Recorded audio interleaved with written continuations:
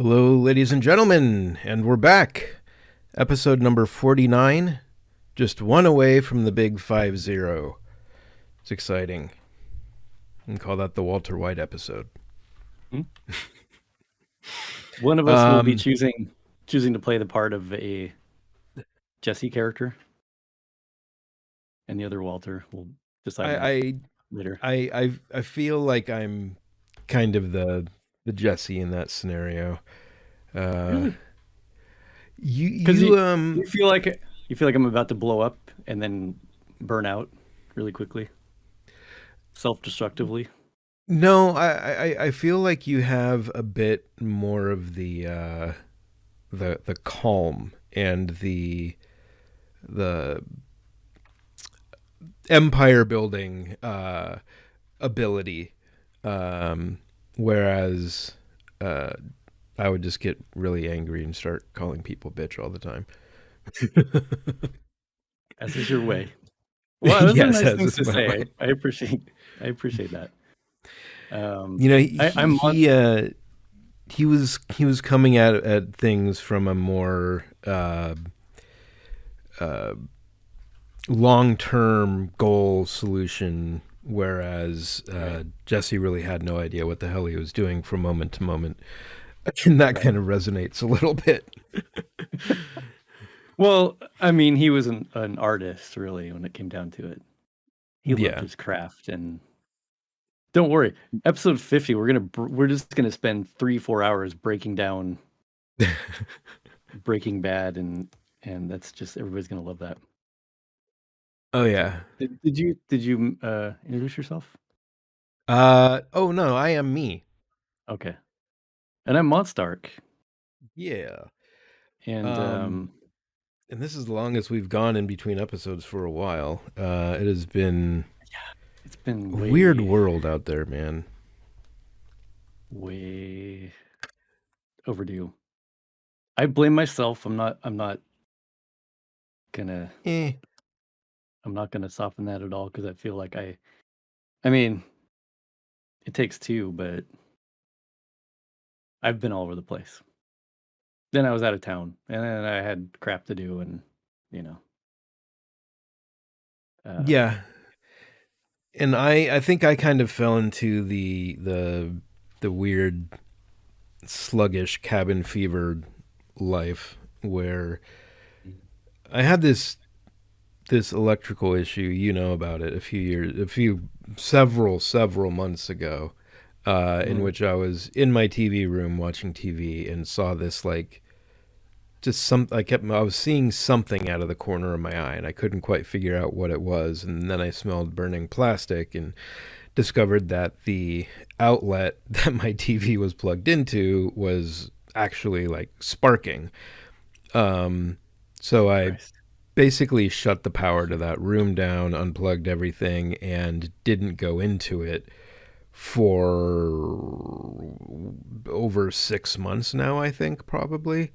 Um, and finally got it fixed. So, you know, the upshot of that was that basically like I was spending, 9 hours a day in front of a computer while I was at work. And then if I was watching a movie or YouTube or whatever, I was sitting there after work and got to the point where I just was like sitting at this desk for so long that it was starting to drive me a little bit crazy. Um, so finally got the power issue fixed, so I now have more than one place I can sit and do stuff throughout the day. Starting to feel a little bit more human again. But I think, this kind of prolonged isolation cabin fever thing has also just kind of like, I don't know, it just like mentally exhausted me, which is, also uh, manifests itself as like, kind of physical exhaustion where it's just like Mhm. apathy sets in, and it's all the shit that you kind of really have to work hard to fight over the last year and a half, because I think it can really be easy for people to just uh, isolate and grow apathetic. I've also started noticing that it just seems that like everybody is just a lot quicker to like people seem a lot more in a, like just a much heightened emotional state nowadays, I think, as well. And so there's also, I Yes. think, a little bit of an unwillingness to go out and like seek uh, a lot of like social contact because I think everybody is kind of on edge right now, and it's like, well, you don't necessarily want to go and talk to a bunch of people you don't know because it's like, well, what if they have this belief? What if they don't want to wear their masks? What if this? What if they start talking shit about like vaccines? What if there's like every single time you encounter somebody new now, it just seems like there's like so much more at stake to every one of those interactions. Hmm. And I've kind of been happy to just avoid it altogether and not go anywhere. But you can only do that for so long before you just start to get completely burned out. Yep. Yeah. Well, I mean, like the apathy can lead to atrophy, like we were Mm-hmm. talking about off mic, and it's like your tolerance goes down for all that stuff, and then like you said, even with people that I feel are going to be pretty aligned with the way that I think, I'm just like, I can't go. I can't, and we've talked about this before. I can't go kind of out into the weird gray fringe areas like I can with you. Mm-hmm. Um, I've got like a few people I can do that with, and that's valuable to me. But everybody else, I just have to. I think I told you maybe it was like last. It was around last episode. I was like, I just decided I can't talk about certain things with people. Right. Yeah. It's just Mm-hmm. not. I don't care about. I'm not gonna care to like debate anybody. But I'm like, um, another thing I told you recently. It's like I feel like everybody's wrong on everything. Everybody's wrong and everybody's right to some degree. Oh yeah. And Yeah. I There can't hasn't like been anything cut and dry for a while now. There have been a lot of shades of gray. yeah, Yeah, we were texting back and forth this is about where I the live. yeah, the Dave Chappelle special. We were texting. I haven't actually watched it, but I've seen Mm. some of the other ones. So, like all of these things where it's, you know, you're mostly right, but not entirely, or you're on the right track, but whatever. I mean, this is how bad like I think I've gotten, and you'll understand how out of character this is for me. The guy that was here fixing the electrical issue earlier in the week, um, we started chatting. He came in, started working, and I realized, I think probably about 10 minutes after he had started working, that he didn't have his mask on. And I was so like, just not wanting to even have that conversation. See, I had my mask on the whole time, but I didn't even bother to tell him to put his on. And it was just I'm because it really was like surprised at you.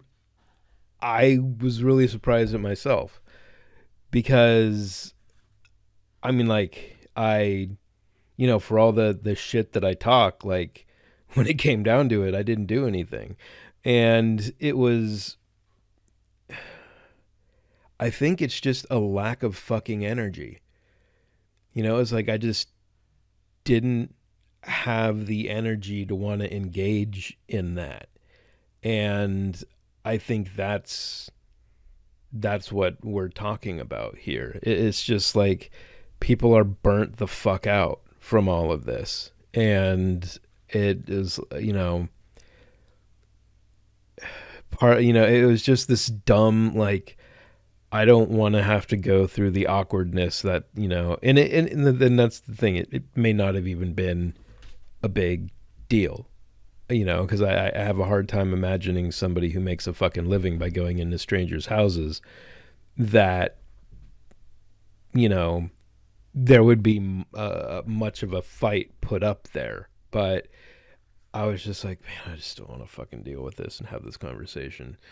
And yeah, so that was around the point where I realized, okay, I I need to do something to pull myself out of this rut, because it's just mental exhaustion, you know, can you can only take so much of it before you just start to feel physically exhausted and reach this point. It's like I don't want to like continue just being burned out. I need to find ways to fight it. So I mean, I was like last week I made the decision. I'm like, okay, like after I get off work, I'm just gonna take a short walk and try to do that every day. Made that decision, and then like in 48 hours, Sonoma County gets like 14 plus inches of rain, and I'm like staying, like, God damn it, And you took that as a sign, decided, "I'm not leaving the house until until it next stops raining spring." at least. Yeah, Yeah, right. But no, or next I'm June. yeah, I need to find. I just need to start getting like physically active because like one another thing that's sort of happened like since we last talked is like I've dropped about between 30 and 35 pounds in the last 6 months, Mm, but I haven't been doing anything.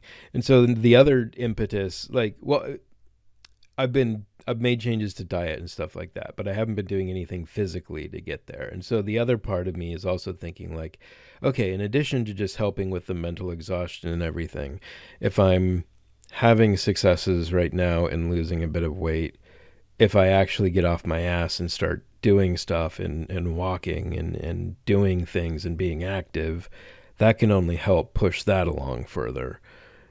mhm. So that's the other motivation there is just like, okay, kill two birds, one stone, get off your ass so you Yeah, wake up a tiny bit and get out of the mental fog and, yeah, maybe help drop some weight, which will only make me feel better as well.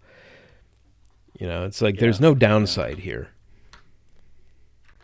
Right. Well, and it's gonna hurt. It's like, you know, if you sit in a chair for 6 months, not that Oh yeah. it's not your situation really, but you do anything, you just let things sit for that long, it's gonna hurt to like get up and do anything Yeah, that's the other socially thing is or like the yeah, exactly. It's I don't want to become like, you know, some Ready Player One slash Wall-E slash, gamer characters like right.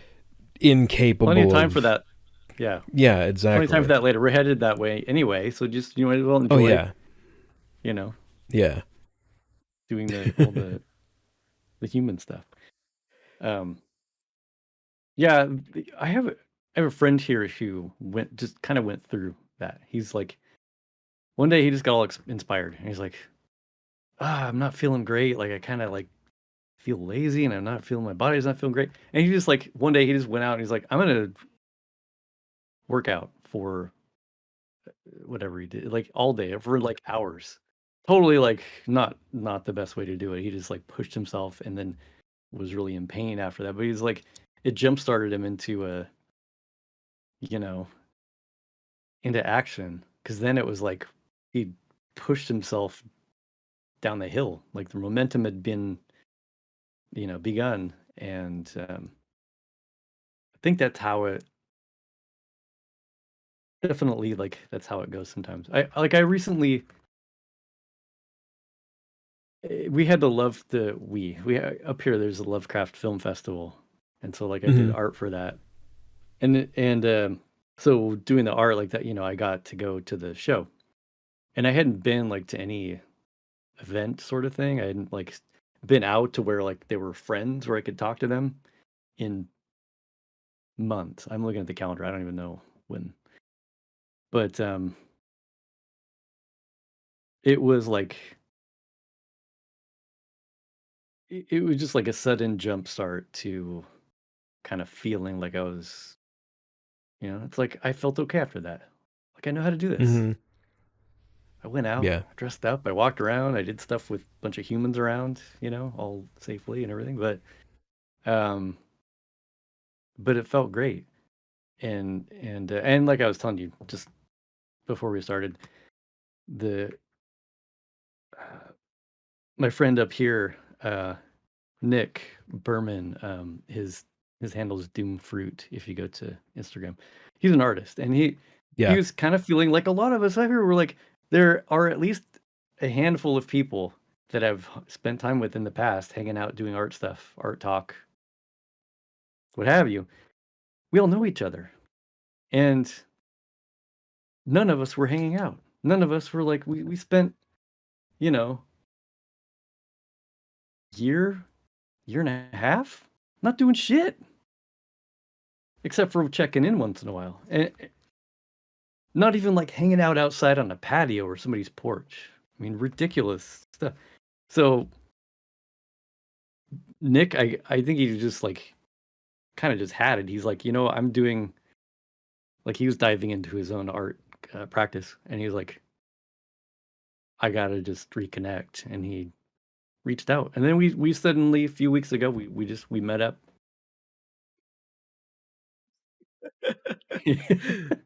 Bird I was just attack. attacked by a bird.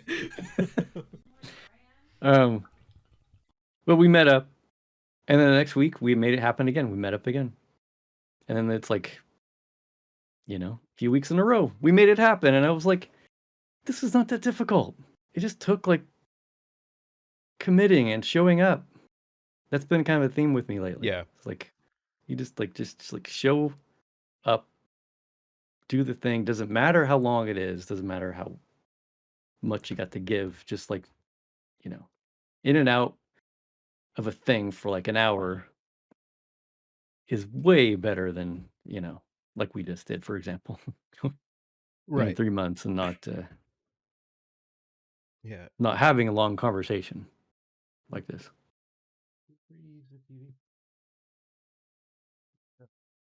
Yeah, we have started a second D&D campaign since we last recorded. Yes. Which is very cool, and another opportunity for some actual like social interaction. Hmm. That's been Hmm. a lot of fun. You're Yeah.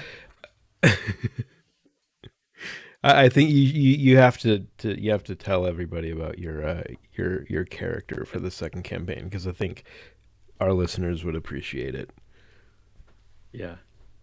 I should have like shared a photo, but uh it's a little creature named Sam Hain, and she's a halfling barbarian. So imagine a creature that could like cleave you in two. That's about this as high as your thigh, and Yeah, like two and a two and a half half feet or something. feet Yeah, tall, something a like that. small Yeah. a small halfling, and like literally raised by wolves. Looks feral and wild, like some feral little kid, but like raised by wolves. But it's an adult halfling, and sort of wants to become a bard, and sort of inspired by um in some weird way Glenn Danzig, Yeah. because all the bard songs will be just Hmm. Danzig lyrics and like Misfits snippets and stuff, crap that I can pull out for, without even thinking. And yeah, and eventually, not to like spoil it for anybody who is playing with this, but um but this creature comes into the werewolf heritage that she was born into. I think I'm still working it out. Anyway, we'll be able to become a literal tiny werewolf. It's another remote that's on the ottoman. Yeah, I think that'll be. It's been a lot of fun, like seeing the beginnings of like the bardic aspirations. Like you got a drum and just occasionally run off and like play your drum and kind of howl at the moon and stuff. When everybody's supposed to be asleep, because this is like the thing out Exactly. in the woods. Yeah, so it's like secretly wants to be a bard, and yeah, for you like D&D folks out there, it's like, well, I don't know, for some reason I gave enough like charisma to like uh um what is the term, like Oh, multi-class? multi-class. I don't know why that escaped Yeah. me. Multi-class into a bard if I wanted to, Yeah. just for laughs, Um, so I could so I could pump everybody up with like Miss Danzig lyrics or something. right. I don't know. It's For this second campaign, I'm playing a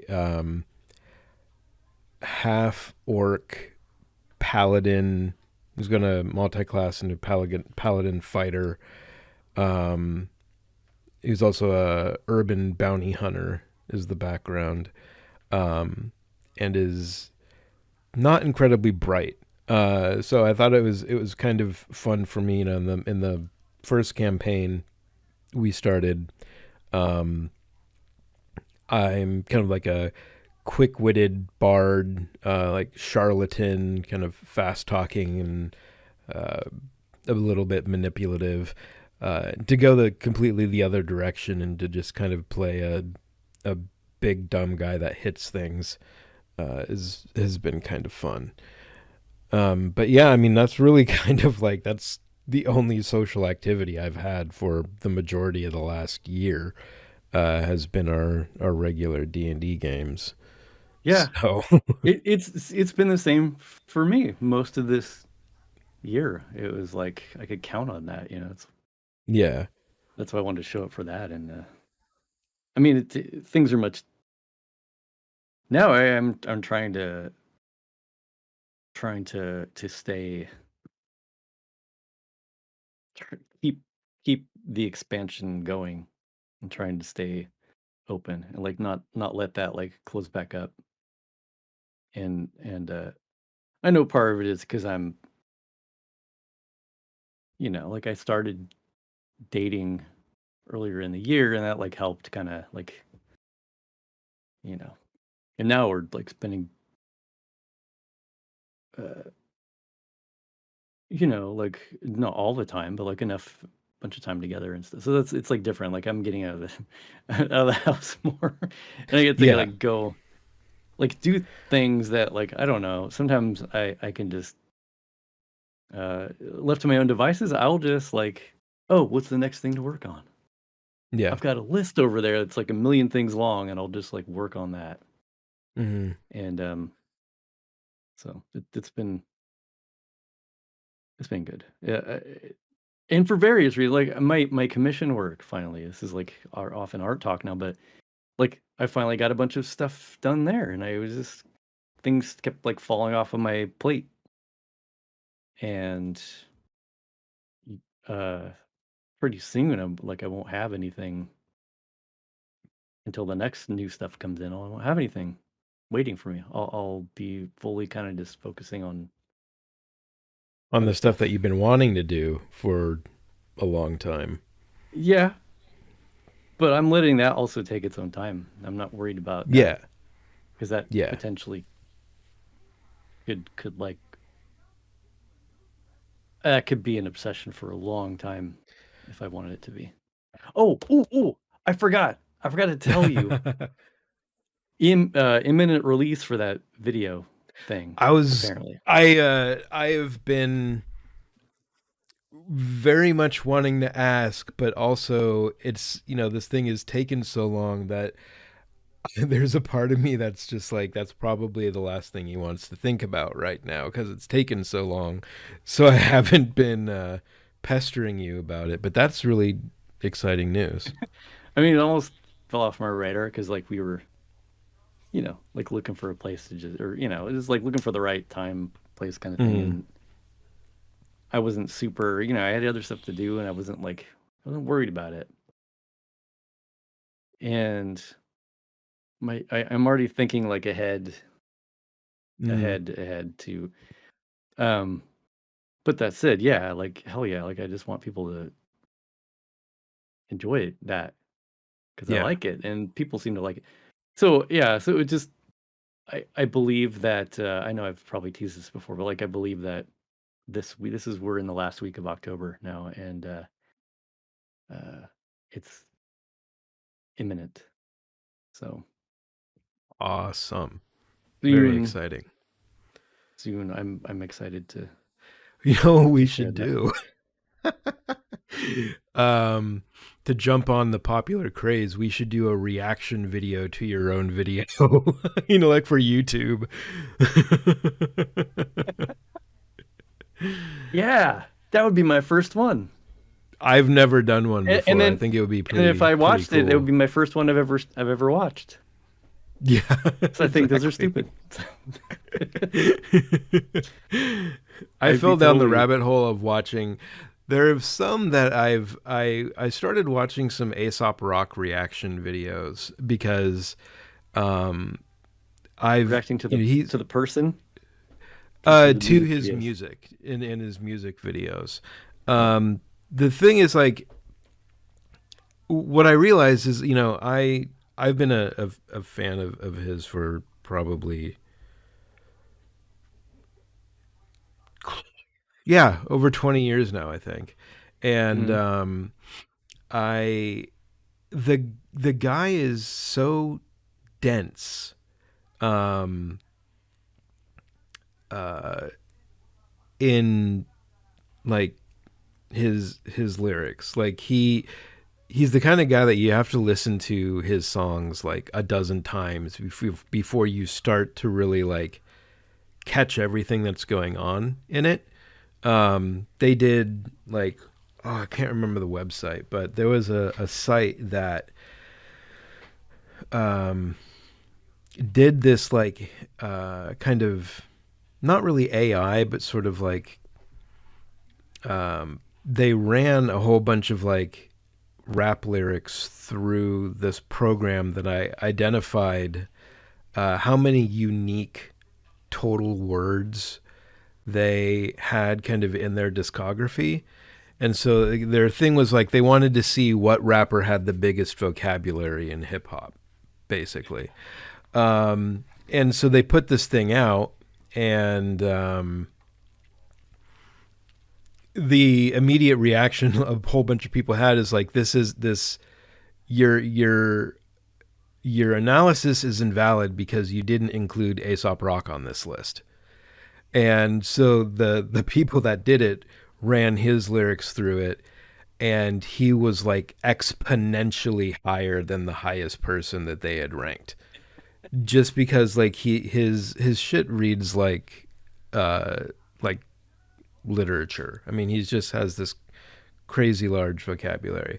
But so I thought it would be I was listening to some of his music, and I was like, okay, that's a reaction video I would actually like to hear, to watch. Is like somebody discovering that guy's stuff for the first time and kind of like filming their reaction to it. So I fell down that hole for a little while, but yeah, you can only take so much of that because it's kind of like I mean, I no, don't. Maybe I'm really missing something. I'm just like, why?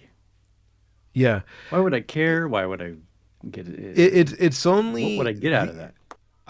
I had a uh, I saw somebody on Facebook recently pose the exact same question. It was I think somebody who had a I think parents are starting to figure that out because watching people do shit I think is like Hmm. the most popular genre of entertainment for children now. Yeah, yeah, And I don't I really noticed that. know like I can't name any of like whatever the most popular stuff is, but there's a good friend of mine from college has a 6 or 7 year old, and she her favorite thing to do is to watch people play Minecraft. Yeah, And it was so actually funny many. because I also do that. And like, so I was like, "Oh, tell her about these people." Actually, no, never mind. They curse a lot. Um, it's what I've discovered is like there are some channels out there that I watch like pretty religiously, but they're generally groups of people who play together, and they're all like have actually interesting personalities. Like I can't really get into like watching people Twitch stream, because if it's only one person doing something and they're only conversing with their like own chat, that doesn't interest me.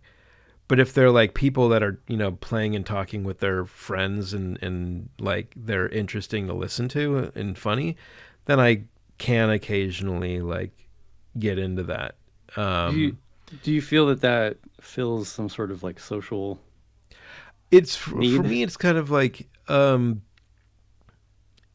it's a combination of like sometimes I play that stuff in the background while I'm working for background noise, um, because it's you are kind of like a fly on a wall, like listening to funny people interact. And honestly, that's what drew me to podcasting originally. So I see a lot of crossover in that kind of stuff. Sure. But there is a difference. I mean, like, if it's a group of people, then you're watching, you're kind of witnessing social interaction and vicariously getting a bit out of that. Um, like, I don't quite get the solo streamer appeal, though. Well, It not just like me personally, I don't I quite get it I as mean, much. I realize that I'm like, older probably than the intended audience, and a lot of things where I just isn't, it's just like doesn't fit. I wouldn't fit as like the demographic. But what I have seen, because I have seen plenty of kids like in person. I've got plenty of kids in like the family and things where you see them watching that stuff. And the ones where it's like a person just babbling nonstop, filling, I feel like it's just like filling and filling and filling endlessly, and like chatting about like inanity constantly because you've got to fill like stuff, and like, hey, here's that thing, there's that thing. And then maybe that's why it's well suited for children, because it's like, Yeah, I I can don't know see what my that. point was, but I'm just like it. I think it's just like the dumbest thing ever, and I can't take it. I'm like, you're not that fucking entertaining. You're like, you're not saying anything. Well, But that's how that's I me. Like I realized that, can't. like, the few times, when I was trying to first start, streaming a little bit, um, I quickly realized that I really do not have what it takes to do it on my own, because like talking to essentially an empty room, and somehow, commenting on every single thing that happens in front of you. Like I'm not capable of doing that. I just don't have it in me. I don't have the energy. Like, and it really amazes me to watch people who can. Um, and the few who can do that and manage to be interesting, there's a skill there that like is just beyond me. I don't understand how people can do that. Like I think Monologue I've for yeah, I think I've talked to you before about Russell Brand. Like I could listen to that guy talk forever. Um, he has like a podcast and a YouTube channel, and does these kind of like I think daily videos, talking about whatever is like kind of pertinent in the news, whether it be, political stuff or whatever. But Mhm. that guy has like he uses the English language like an artist, uses paints. Like there's something about that guy's like vocabulary and the way that he speaks. Like he, could be saying the same thing essentially as somebody else, but the way that he puts it will just be like so much more interesting and engaging to listen to, because of like his mastery of the English language. Um, I've always really kind of admired that, because my grandfather was an English professor, and was really kind of fascinated with how people use language. And whenever you run across somebody who just kind of naturally, and not pretentiously, but just naturally has like a much different vocabulary than the majority of people that you talk to, it's always, I think, really kind of like interesting and refreshing to listen to those people. Do you think he's created his own kind of a lexicon or something? I've never heard him, so I don't know. But or is it just that he's well spoken and kind of like inspiring to? I mean, does it sound like he's like come up with his own sort of No, they're lex? not like like unique words or anything like that. Like where he's creating words or anything, but he just has a much more extensive vocabulary, I think, and maybe just through reading a lot. But the thing that's interesting about him, though, is that like you can tell when somebody is doing that to make themselves seem smarter, or be pretentious or something. Um, this is just like legitimately how the guy talks, and there's there's really nothing like put on about it. And I had a friend like that in college, who was very much the same way. And I always really enjoyed talking to her because I would learn things.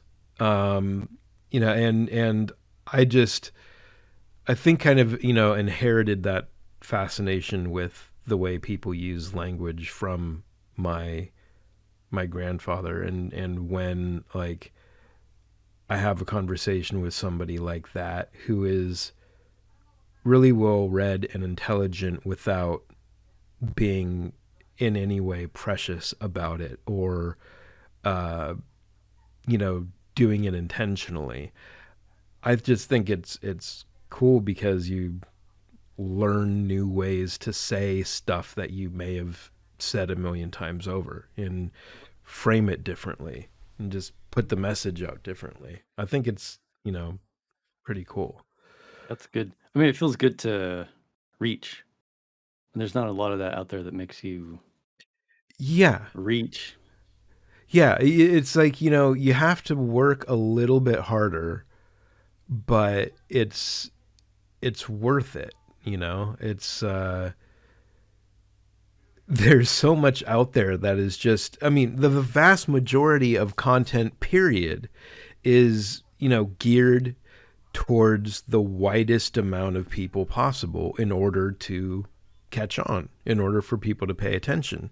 You want to reach as many people as you can. So there's always kind of been this unspoken, and in some cases probably spoken rule, where you don't want to intentionally go over people's heads, Totally. but that's, you wind up treating everybody like they're a child. And it is harder and harder to find stuff out there that actually is intended to make you think. It was actually, it kind of came full circle a little bit, because after they announced the fourth Matrix movie, like Russell Brand did something about how kind of groundbreaking that movie was when it first came out, and how, when you watch it now, it's it almost kind of has this like, I don't want to really compare it to Fight Club, but it's like now it kind of comes off a little more like melodramatic, or at the time it was kind of like the things that it was putting out into the world about like simulation theory and all that kind of stuff was, it was, kind of revolutionary at the time, because there wasn't a whole lot of content that delved into things like that. Mhm. Now if you watch the same thing, it's kind of like, well, Yeah, I've seen that a million times. Well, it's like you've seen that a million times because of the Matrix, basically. because it was good in the first place. Right. It bled into everything, all Exactly. culture everywhere. I mean, Well, it it's was packaged in a way that it was mhm, easily received too, exactly. And at least. that's the thing that, that's the thing that I've always kind of found interesting about stuff like that.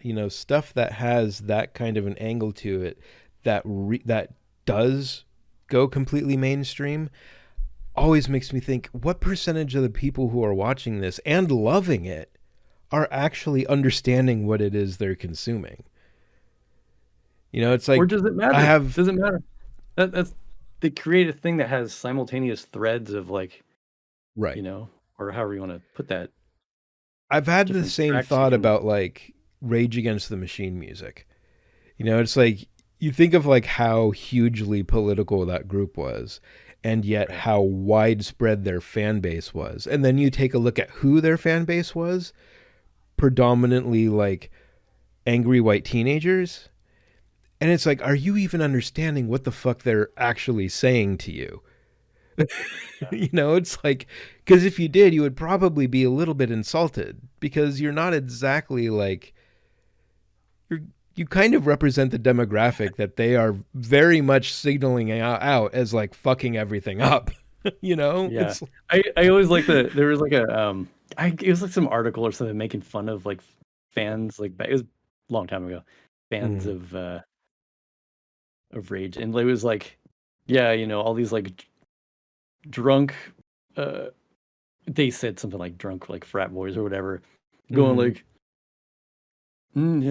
like not really knowing the words. Oh fuck you! I won't do what you tell me. right, Just right, like yeah, standing there with their beer and they're just like fucking waiting for the. hmm I mean, that's waiting for their one point rally of cry, entry. Yeah, it's one point of right, entry for sure. I mean, I wonder how important that is. Like, I've known. You know what? Actually, I'm gonna make it personal too. One, like I've known one overt example. Somebody that I knew was like, yeah, it was the band Propaganda, which is like very mm, political, super political, like punk band, and amazing music, and then like really great lyrics and stuff. But this guy was like, yeah, I don't know, I just really like him, but yeah, I don't really know what they're saying. I don't really care what they're saying, and I could accept that because I mean they sounded great, and right. then I realized that I will listen to things all the time and make up, I'll mishear things, not even bothered to like figure it out, but I'll spin something in my head that makes sense and it's like inspiring, and then I'll just stick with that. I can't Which, remember if this was a joke that I made when I was young or if it was actually what I thought it was, but I remember for the longest time I thought Jimi Hendrix was saying, excuse me while I kiss this guy. yeah, And I'm like, notable okay. example, yeah. Yeah. Yeah, there's a lot of stuff like that where you're just like, oh yeah, I completely misunderstood the point about it. What was the fuck? The song. Have you ever heard that song, Pumped Up Kicks? I believe so. I can't I think. fucking hated this song, and like I also when I was living in my basement apartment in Portland, there we had a neighbor upstairs that would literally just put that song on repeat, and so the chorus of it is like all these something kids with these pumped up kicks better run faster than my gun or something like that. And I think I so I remember you was telling about this person, like the neighbor who used to listen. yeah, it was she just played it over and over and over constantly, and I didn't like the song to begin with, and then it came on when I was getting my haircut on Saturday morning, and I was like, oh, and I told my barber, oh my god, I had a fucking neighbor that would play this song incessantly. And she was like, that's kind of weird considering the song's about Columbine. And I was like, huh? I was like, it is? I had no fucking clue. Well, What school were you shootings, yeah. envisioning? I feel like I even knew I that. I I I feel like just you thought it told was me some that. dumbass hipster song. Yeah. I took personal offense to it because it sounded like they were shooting people who wear Reebok pumps, and I happen to like Reebok pumps. I was like, this Yeah, song is stupid, and I don't agree with the message. Turns out it was it about school was shootings.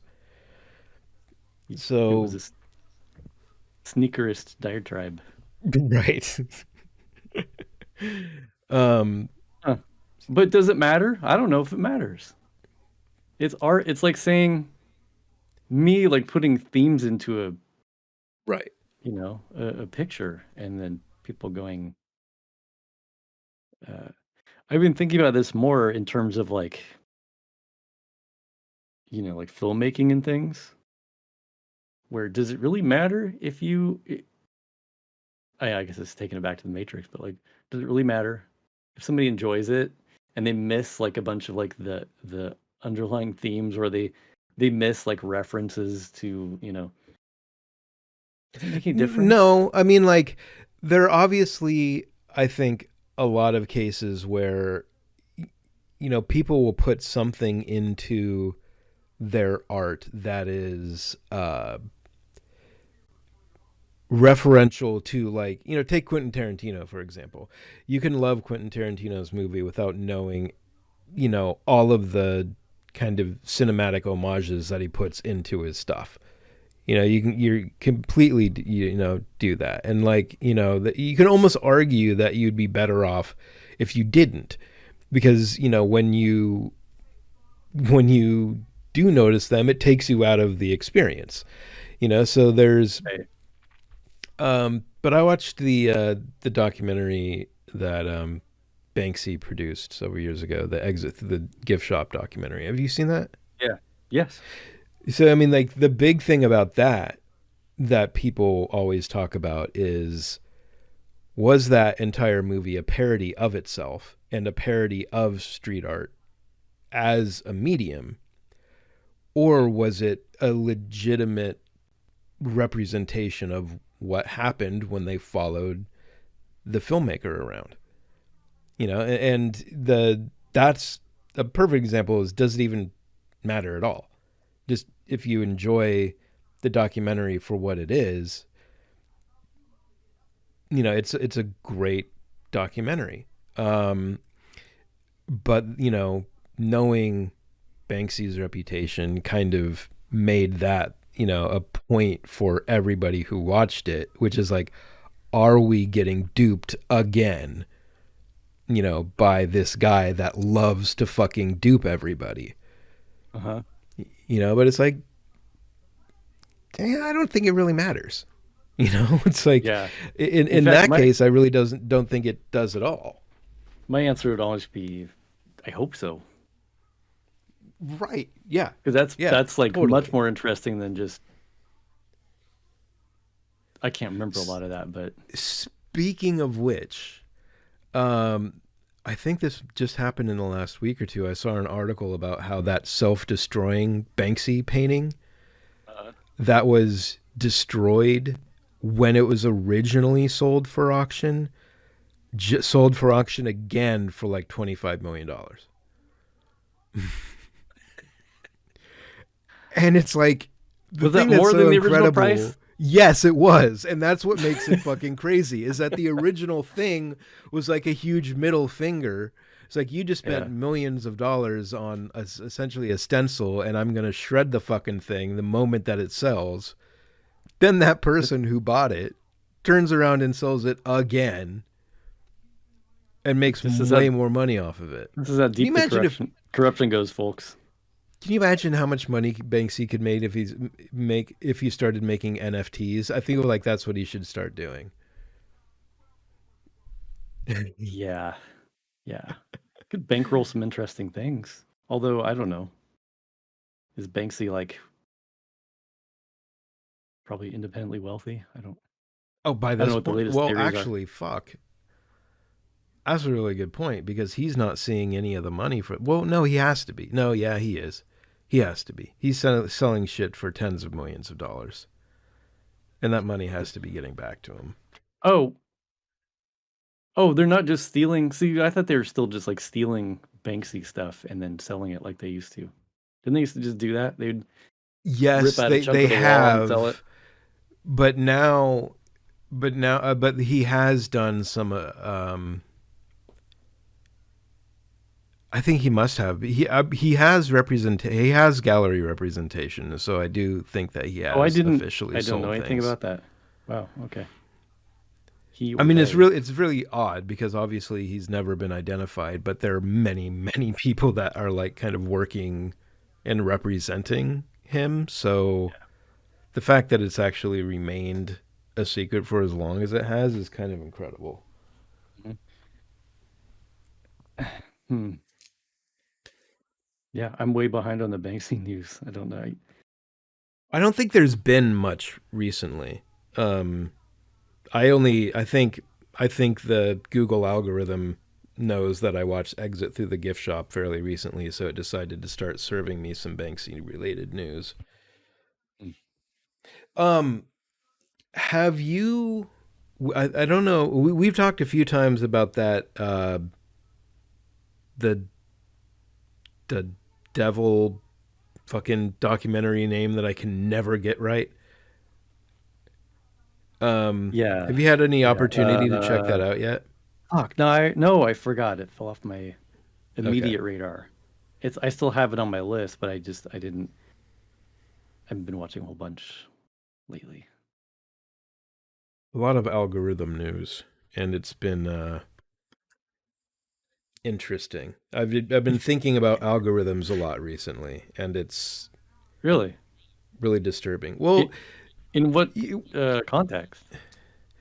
so you're aware of the Facebook whistleblower that came out fairly recently. Yes. Yes. So it's essentially that. Um, You know what? you know, Real quick, just super quick aside.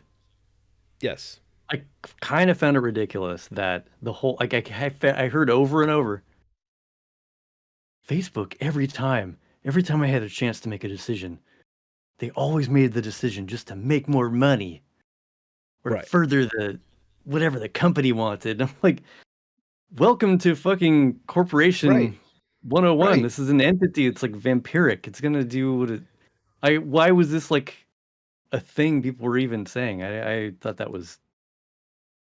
I Well, mean, laughable.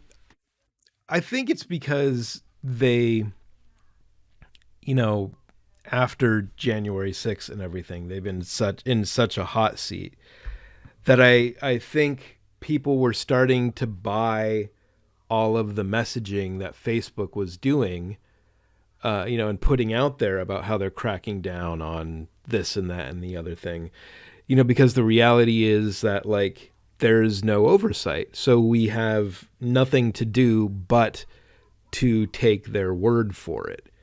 Right. Um, and I think people are just such fucking rubes that like they hear Facebook saying, we're doing everything we can to do this and that and the other thing, and they're putting little encouraging messages on your Oh my god. Facebook walls about what they're doing, and they're adding their little, COVID-19 misinformation things. So I think the masses were probably like, yeah, they are making an effort.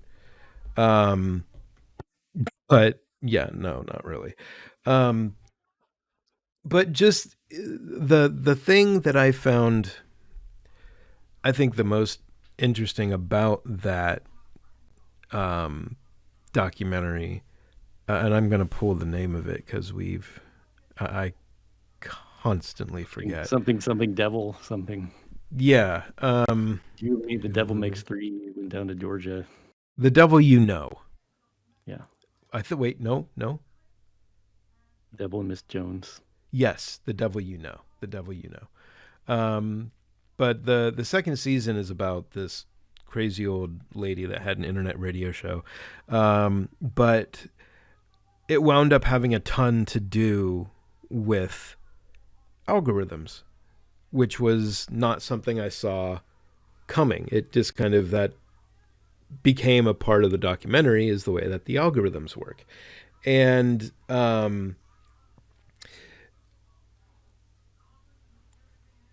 like Google, specifically YouTube, knows that conspiracy theory videos have basically the highest engagement and the highest watch time of basically anything on YouTube.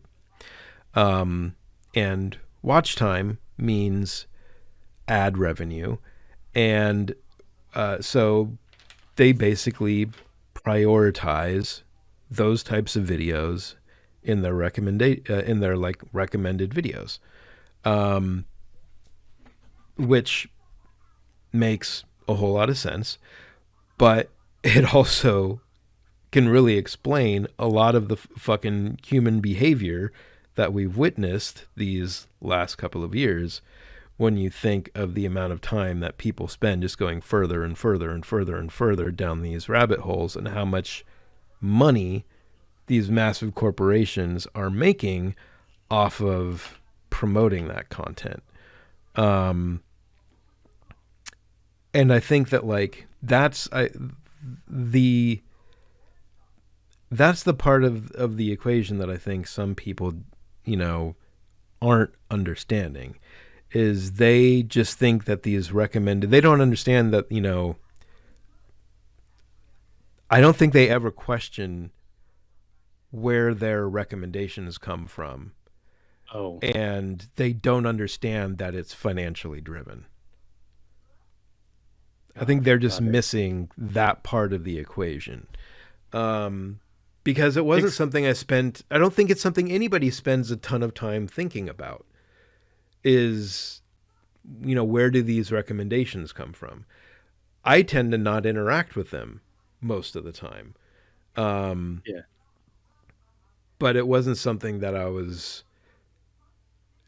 don't think it's something that anybody views as inherently nefarious, even though it is. Well, yeah. I mean, I don't know that even that much about it. Like the the money making stuff behind it. Basically, As far as no, I mean, I get for like creating engagement. That's about as far as I know. That's like kind of right. where my knowledge ends.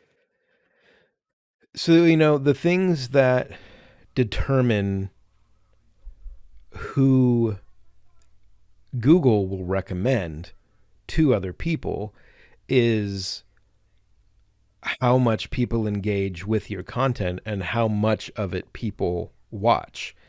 Because Google is only going to promote things that have the opportunity to make them money, obviously.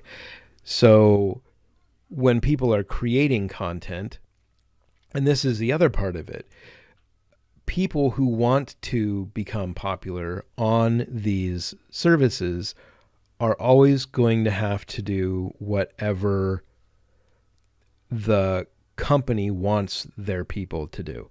So if they know that the algorithm uh, is like looking for certain things, they're going to create content that will help them achieve that. So, you know, Um, can you pause for a minute? My cat just threw up on my bed. Just a second. oh I'm just gonna Jesus! All right, damage assessment. Just a second. all right. Oh boy, that's not great, is it?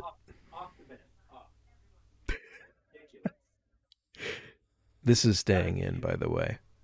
This is staying in. It's too good not to stay in. Seriously. Oh boy. He's in so much trouble. He's in so much trouble. Oh, he's in so much trouble.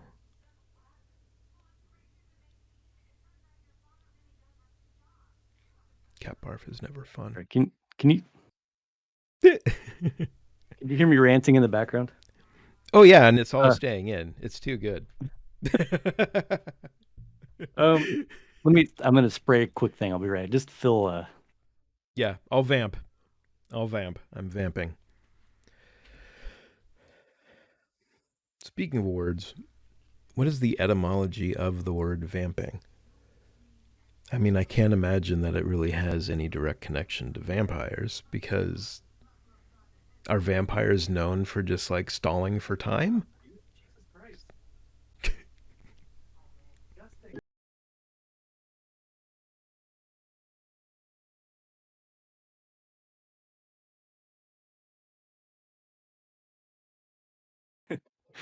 And we're back. Sorry. Sorry, folks. You know, Tan Man's really the best boy. He's such a good boy. But oh my god, but he eats he just he pigs out sometimes too much and he just Mm. Binge and purge all over the bed. I don't even understand. We ate plenty right before we started recording.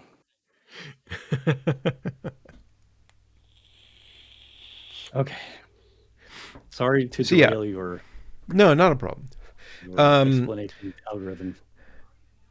but one of the things that the algorithm causes people to do is like, you know, people that basically they're on YouTube and they're like vloggers or whatever, they'll like Uh-huh. chime in on all of these trends that are really popular, and some of those are just naturally going to be like conspiracy theory.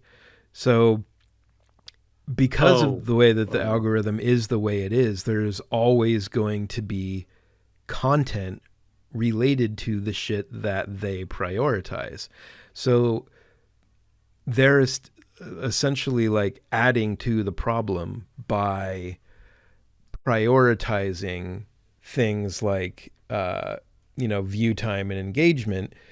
People know that that shit's like the people who make the content, who pay attention to the algorithm, they're going to make content that fits into it. And so it winds up perpetuating it and creating more content about this really toxic shit that people can't get enough of. okay. It's like, as they say, a signal boost for Yeah. It's kind of, you know, it's like people like, you know, true crime, you know? So like when true crime started to get really popular in like podcast form, um people started going to YouTube with it. And everybody started like making these videos about like, oh, I just, you know, whatever true crime uh, things started becoming popular. So you saw this rise in all of the content about that stuff yeah. because it's engaging and people like really dive into it and consume it, and they don't consume it casually. They get really, really into it. So it winds up being this, you know, Ouroboros basically, and it's just fucking never ending cycle of more and more and more toxic shit, basically. Yeah. I was just trying to apply that to my last obsession, which starting in October, I went on a diet from all the garbage red pill. Mm. Uh, I mean, I was acting like I was literally gonna go on a crash diet because I was just like binging that shit in the last, you know, in September. I was just like, oh shit! I told myself October I got to stop and I got to switch gears because it's just like eating candy all the time, and I couldn't help. Mm. That was my go-to to watch these terrible fucking things that were. So there were I know I did see some once in a while. There was like reaction video or like, you know, cross referencing or things, um, but I think maybe in the difference there is like people are mostly trying to establish themselves as like an original voice Right. and Right. voice expert. Why can't I think of it? Um, a Authority? voice a voice of authority in the Right. in the field, as you will, or as I want to call it that. Um, so they were all trying to find their own takes, like they wanted to. Well, so did you watch the HBO thing about QAnon? I remember I talked to you about that a little bit. I can't remember if you watched it. It was um, essentially like a documentary mini series about QAnon, and they went and visited the people that run 8kun in the Philippines. And Oh, no, we talked about it, but I didn't actually watch it. okay, so one of the things that you know, one of the things that was interesting about that one as well is that the people who are widely considered the authorities when it comes to all of those things, they were essentially the people that were the most active on YouTube or on podcasting. So, you know, they So take they it have off of the forums oh my and they God. create, their YouTube programs, Yeah. and all they do is essentially like live vlog talks about what the most recent drops mean. So, it's, and again, you can thank the algorithm for that. It's like people are always going to seek more information about the stuff that interests them. So people run to their computers to try to become the authority on that thing, and that grants them legitimacy, and they garner the respect of everybody because of that, and it's like if if certain topics like that, and things that are knowingly creating divisiveness in the world were not prioritized, despite the fact that they make an incredible amount for these companies, you would automatically remove some of that noise because you're not Right. recommending it to everybody. And So that was the it's whole point. Is like, okay. So, oh, go ahead. I'm well, jumping ahead of the there's conclusion. all of the huge corporations now know that they are making a ton of money off of that type of content. And they all have the ability to stop promoting it. And they're not. And that apparently is shocking to a whole bunch of people, that a huge corporation is choosing their own profits over the well-being of the country that they exist Oh, in. how Um, sweet, sweet and innocent that must exactly. their It's world like, must feel. but the it's interesting because it is sort of like, I think, the algorithm itself has become the lowest common denominator. That is the one thing, if changed, that could probably have the most impact in combating all of the hate speech and misinformation that exist. Um, and it's essentially this very simple change that nobody is willing to make. And because there is essentially no government oversight over those companies, it won't happen. So, Okay. Yeah, that's pretty dirty. It's like I yeah. at least kind of had always thought that. Well, I mean, I guess I was putting more weight on like viewership and engagement than just like more the content actually being created, you know? Like Right. it's the because so many people were watching like whatever, pick your, red pill reaction videos or whatever.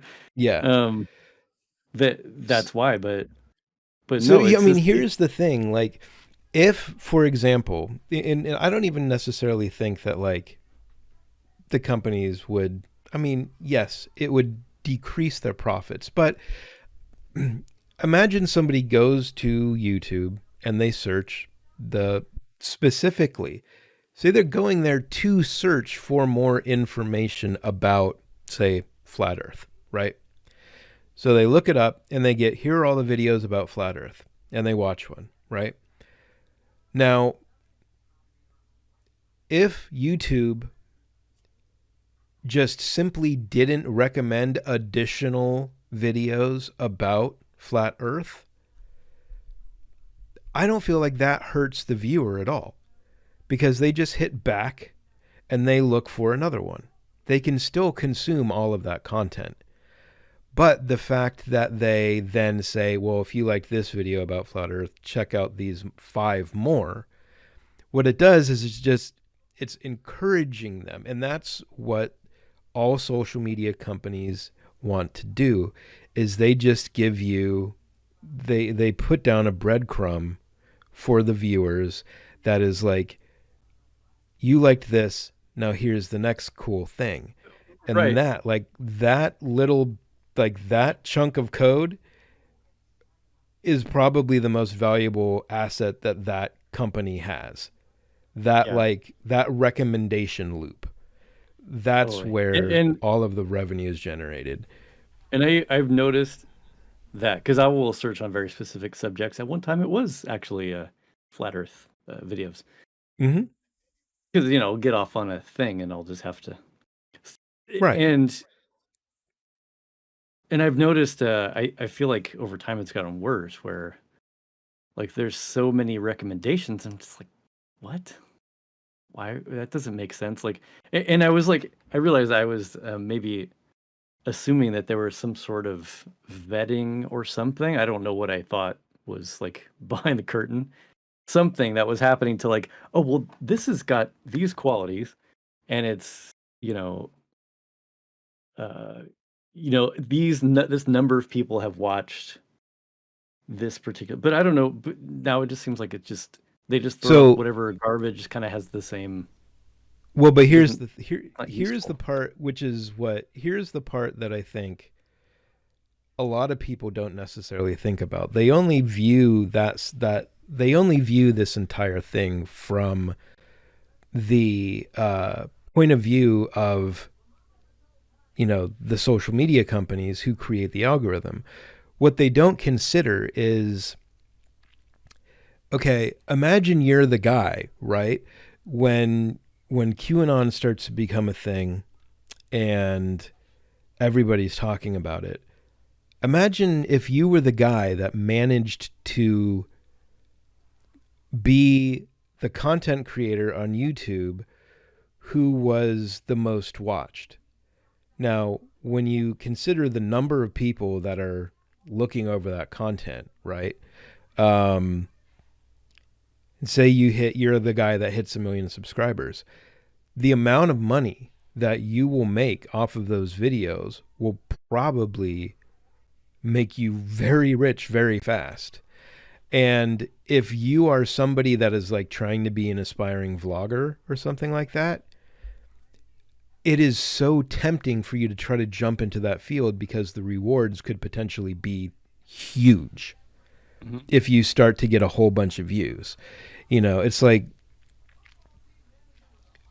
so what it's doing is it is encouraging people that may have no interest in getting involved in that to dip their toe into it to see if they Right. can It's make like it's money. like right. It's like saying, "Oh, we got to do a I don't know, like pick your like The singer or whatever." challenges. It's like, "Oh, but it's like saying, well, oh, we got to do like the Christmas album because that's gonna, people like Hmm. we got to like jump in and do that. That's gonna get attention. Or we got to do the cover of the like a lot of people do these days, cover of a popular Right. song in a way because that'll get lots of attention and stuff that has nothing to do with like whatever else have bring to the table. I mean, the thing is, Like there's you so can many different become known as that platforms. person. Yeah. There's so many different platforms out there, and they're predominantly populated by kids. And there are trends. It's like, I can't remember where I heard this, but it was like, there was some study recently, I think, where they started monitoring, like, or they started like analyzing the social media activity of like teen girls. And like, TikTok specifically, which I spend no time on, but I'm kind of aware of, is there's always something that is going to be the thing of the moment. It was like remember the mannequin challenge, the fucking Harlem Shake. It's like there have always been these things that, the ice bucket challenge. That one was for charity, so we'll give it a pass. But it's like if you're on social media, you need to pay attention to this thing that everybody's doing right now, and if you want people to pay attention to you, you have to engage in it as well. I remember Right. fucking Hillary Clinton doing a fucking mannequin challenge with her campaign staff on an airplane in Oh order my to try God. to be relevant. I'm like, are you fucking kidding me?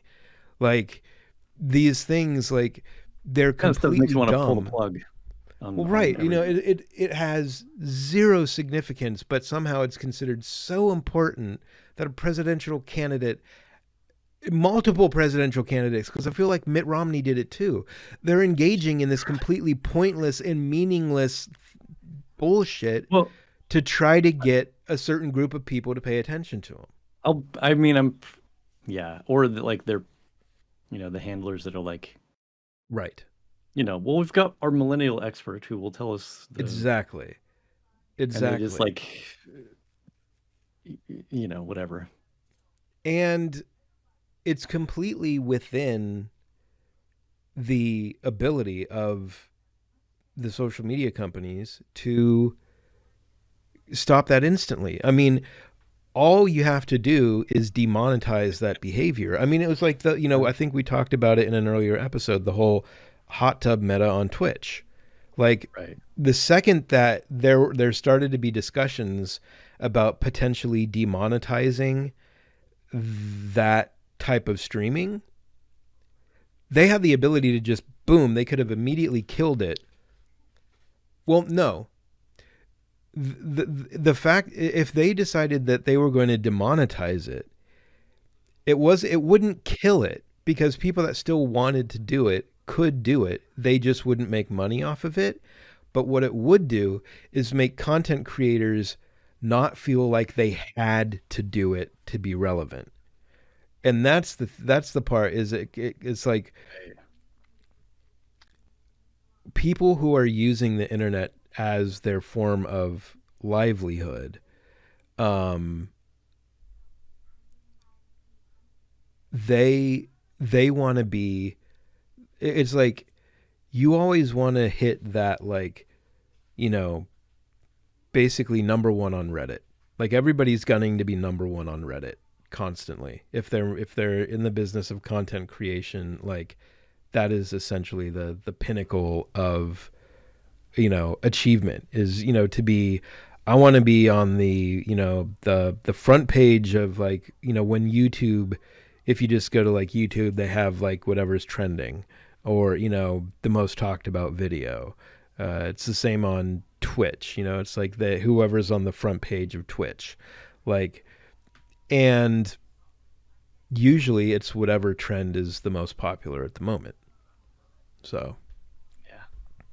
so Okay. it's That's just like like worse than this. I imagined. It's just it's self-propagating behavior that is completely within the power of the social media companies to stop, but it's not in their interest. And until there are until there's some sort of oversight, I mean, the other thing is, like, Facebook is worth more than, like, several, you know countries in the world. They're worth more than, you know like, and the fact that there is no oversight is nuts because they're more powerful. I mean, you could argue that, like, it's going to reach the point where they have way more power than the government itself, if it's not I already to that point. I mean, I feel like that's, well, different kind of power. Power directly direct power to manipulate people. Like government Yeah. will steal all the resources and shuffle that around and, buy bombs and shit when we don't, uh, in our name. But they're not necessarily like I think this is our problem. This is the problem because an entity like that does exist, and we can't handle it, which we've Right. said many times here. I've said at Right. least, but like we just can't handle it, and we're really slow to catch up and understand like how and like you just actually it's a good point because everybody bitches and complains and worries about government and governmental power and whatever, but I don't know, for some reason people aren't catching on. People don't catch on to fucking corporations. One, Right. that's Right. old news. Yeah. And this is just another one. This is another vampire that's just vampire slash uh what's a good mind controlling monster uh is there a, Um. is there a is there a mind controlling For horror some reason I themed went thing? to Basilisk, but I don't know if Oh, they because they necessarily hypnotize control your mind. Yeah, they hypnotize hypnotize. people. Yeah, Yeah, I and guess then just technically the woman in Get they Out or they something can do hypnotize them, paralyze them, and then eat them, which is pretty much social media. it. Yeah, but I mean, uh, yeah, I mean, look at where we are now. That didn't come from government. It came from fucking Facebook and uh, Right. I mean, I feel like almost saying this is like will seem like it's going overboard. But look around at the way that people are acting now, the way people are treating each other and seeing the world. Hmm. It's fake, and people are I mean, go back to like when you were at your home. Guy came in with a mask, and like at some point you're like, yeah, I just don't want to get into all that. That could be a whole thing. And like that's how Exactly. everybody feels about everybody. It's like I don't want to Right. get, I'd like to compliment that guy on his shoes or whatever, or I like to say, hey, something. I'd like to say something, but then he turned around and he's got a MAGA hat on, so I can't I'm not gonna Well, give I that to mean, him, just or the I thing can't is like if you hear, for example, um, every so often, it happens probably a couple of times a year, and you've probably had it happen to you, and I've had it happen to me. You are walking somewhere, or you're out in front of your house, a car drives by, you hear something shouted, you almost immediately the snap reaction is that person yelling at me? Is that person saying something about me? You right. know, there's, and I feel like that's become every interaction now.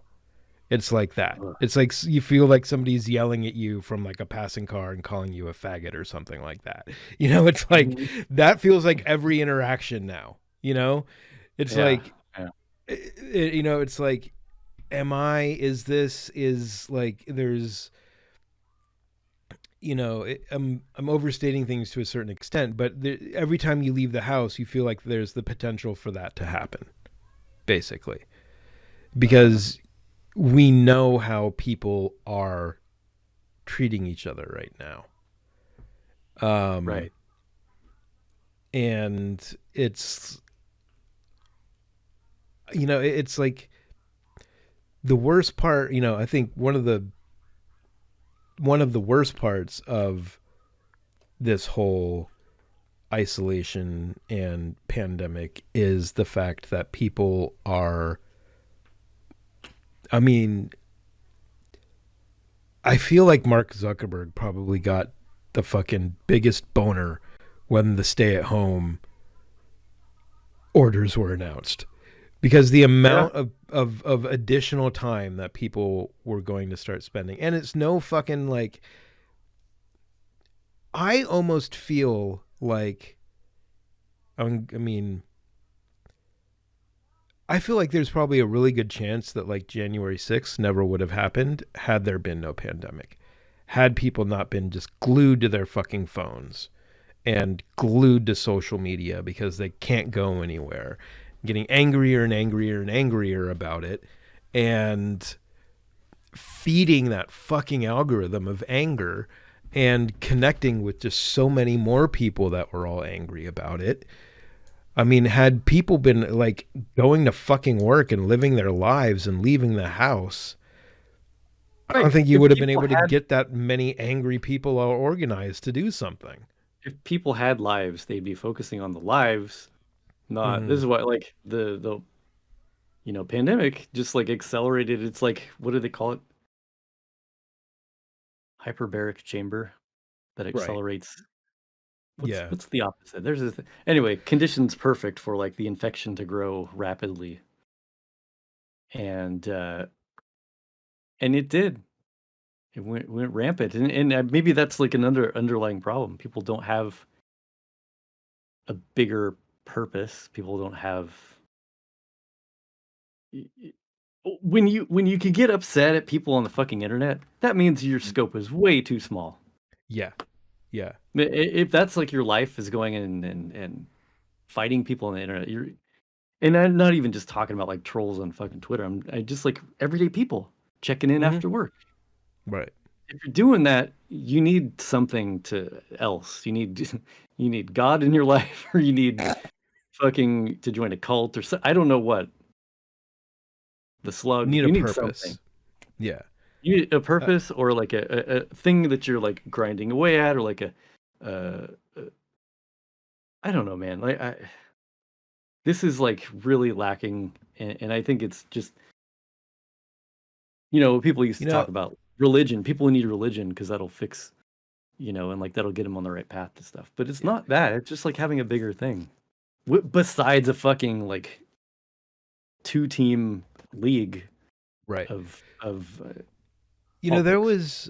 there was um there was a period of time where I knew a whole lot of people who spent a crazy amount of time fucking around with old cars and never ever saw the appeal in it. And then one day when I was going through one of my what am I doing with my life crises, I kind of realized that like no, they're on to something because what they've done is they've given themselves a project that they can chip away at over months, years, whatever it is, that is more than likely in one way or another going to pay off. Either they're going to have started with this old, busted up car and put a whole bunch of like time and money and energy into restoring it. And so one day they will have accomplished that. It's the same people, it's the same thing with like people that are, constantly working on projects around the house or people who work with, who do woodworking or something like that. The thing, you're ending up with a finished product that you can look at and say, I did this. You Yep. with a painting that you've been working on and off for a month. There's a point of time where you get to look at it and it's done and you can at least say, I did that. Yeah. One of the biggest problems that I feel like I've had in my life consistently is I never have one of those. I've never really had that. I've I was had, like I you was like know, you said something like the things I create, at least at one point, the things I create don't mhm, exist. They don't exist right, anywhere. exactly. They're like physically, they're just like they're a bunch of ones and zeros, and I can look at them sometimes, but it's never something that I can like hold in my hand. It's like there's, and they're also just by the nature of it, they're temporary. It's like it is it's something you do it and you done and you're done. And like unlike a car or a house, it's not something that you like, you can enjoy the results of that for a very long time. It's like, and you can continue bettering, and it's kind of like this living, breathing, potentially never ending project that you put your time and effort into nurturing. I think it's why people love plants. It's like why people love gardening, and it's there are all of these things that I think are, because of the way that people spend their time now, it's like those things are kind of, they're becoming rarer and rarer, and I think they're becoming more and more important. Something that you can devote your time to, that you can actually show something from when it's all done. Uh, It all built to something. Um, maybe I mean maybe it's and it's like an innate animal thing. Like this virtual stuff doesn't it's right, not doing it for us right now. I mean, right. eventually we'll be hypnotized by that, but yeah, like we need to tie to this Hmm. reality Yeah, or we go nuts. yeah. Um, and I think that that's, uh, it's something I really need to work on creating. It's something I need to generate that thing for myself. Whether it's writing, or whether it's uh, you know trying to actually start you know fixing this place up a little bit, and making it more of our own. I've been thinking a lot about it recently. I haven't started moving forward on it, but it's like I've been generating ideas, and it's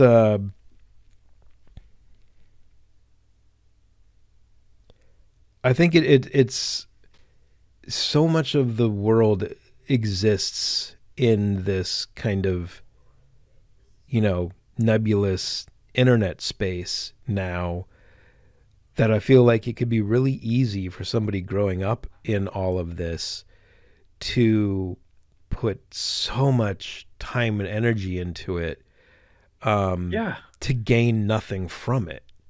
Yeah. It's a one-sided relationship. You're not getting, you know, you're getting something from it, but unlike these other things where it's like, you put the time and the energy and eventually you see the return, here it's like that process and that transaction takes place like in nanoseconds, where it's just this like constant, you know, feedback loop of, the rat hitting the fucking button to get the food constantly, 10 times a second. And you feel like you're getting something from it, but as soon as you're away from it, you're like, well, wait, what did I get out of all of that? And I think that's why it's so impossible for people to leave it, is, you're getting so used to this instant gratification and instant, like, reward from engaging in it, that like when you don't have that, it's like, it's when I used to have a lot more kind of issues with my anxiety, it's like, I think I've said before, like sometimes being left alone with yourself is the scariest thing. It's like the Mm. scariest option. And I think we're raising a lot of fucking people to like, for that to be a big problem in their lives. Like that's going to be an Right. issue. Like Um, being left alone with their own thoughts. Like, yes. Being having time where there's no noise right. or anything to which is uh I think that like that the downtimes are like that. Like people always, they joke about like shower thoughts or whatever. Hmm. When you have time to just like think in silence and you're not engaging or trying to engage with anything, that's like when and I don't you Or can it's call like, it whatever you want, but it's when like you're falling asleep, it's like, I've said it, I think, several times here. I feel like that's when the ideas start coming to me. And it's because totally. I'm not dealing with a whole bunch of extra stimulus. Right. It's like there's space for something to come in. And you can call it like whatever, inspiration or like your subconscious finally like serving up the things that you kept pushing back by like hitting that button for the cheese all day. Um, that's very unhealthy for people, and that's like it doesn't it'll make it more difficult to get like those big ideas and like those like let your Right. subconscious put these things together for you and then serve it up for you at some point because it needs You're time and not like giving silence to do that. yourself, yeah, you're not giving yourself that space. You're not giving Yeah, yourself that opportunity, because you're never letting your brain relax so that it can start like talking to you. It's like you're yeah. constantly feeding it and feeding Oh it, yeah, and yeah, it's yeah, like, yeah. I have some ideas for you too. If you would ever let me get around to like telling you, it's like, It's like your subconscious is very very polite, just like right. oh, I don't want to interrupt. This is the 60th straight cat video you've watched, and I have a real doozy for you, but I'll let you keep yeah, watching. yeah, yeah. When you're ready to focus. Maybe it's a some sort of benevolent but like tough love entity that's like giving you inspiration. It's like you Yeah. gotta you gotta just like sit down and shut up for a little bit, and then you get to have it. Otherwise, fuck you. Go get your Would cheese. you would you consider this a dystopian time? I feel like we've become conditioned by like movies to think of dystopia as like, well, like there aren't literal jackbooted thugs walking around, and like I haven't seen a RoboCop yet. But it's like, what is the reality Well, of like a dystopia, like a non-Hollywood version of a dystopia? and I assume you're speaking strictly of like the U.S., not because Yeah. Yeah. there are jackbooted thugs about, but we don't like get all of them. Right. Right. And that definition can be flexible depending on your outlook on various things. But first of all, I would ask, what is the because I haven't looked this up in a while. What is the definition of dystopian? I've always assumed that it's just the polar opposite to whatever a utopia is. So, a utopia is like, Like function, dysfunction? okay, so the Oh, dictionary thank you for definition is an imagined state or society. So they're immediately saying an imagined state. So I guess dystopias are specifically fictional. I didn't realize that. Um, in which there is great suffering or injustice, typically one that is totalitarian or post apocalyptic. I didn't know that piece about the fiction either. I'd never heard Well, I that before. think both utopia and dystopia are, I'm guessing, let me It's look an up imagined utopia state in here. the An like imagined imagined place. futures. Did they Yeah. say future state?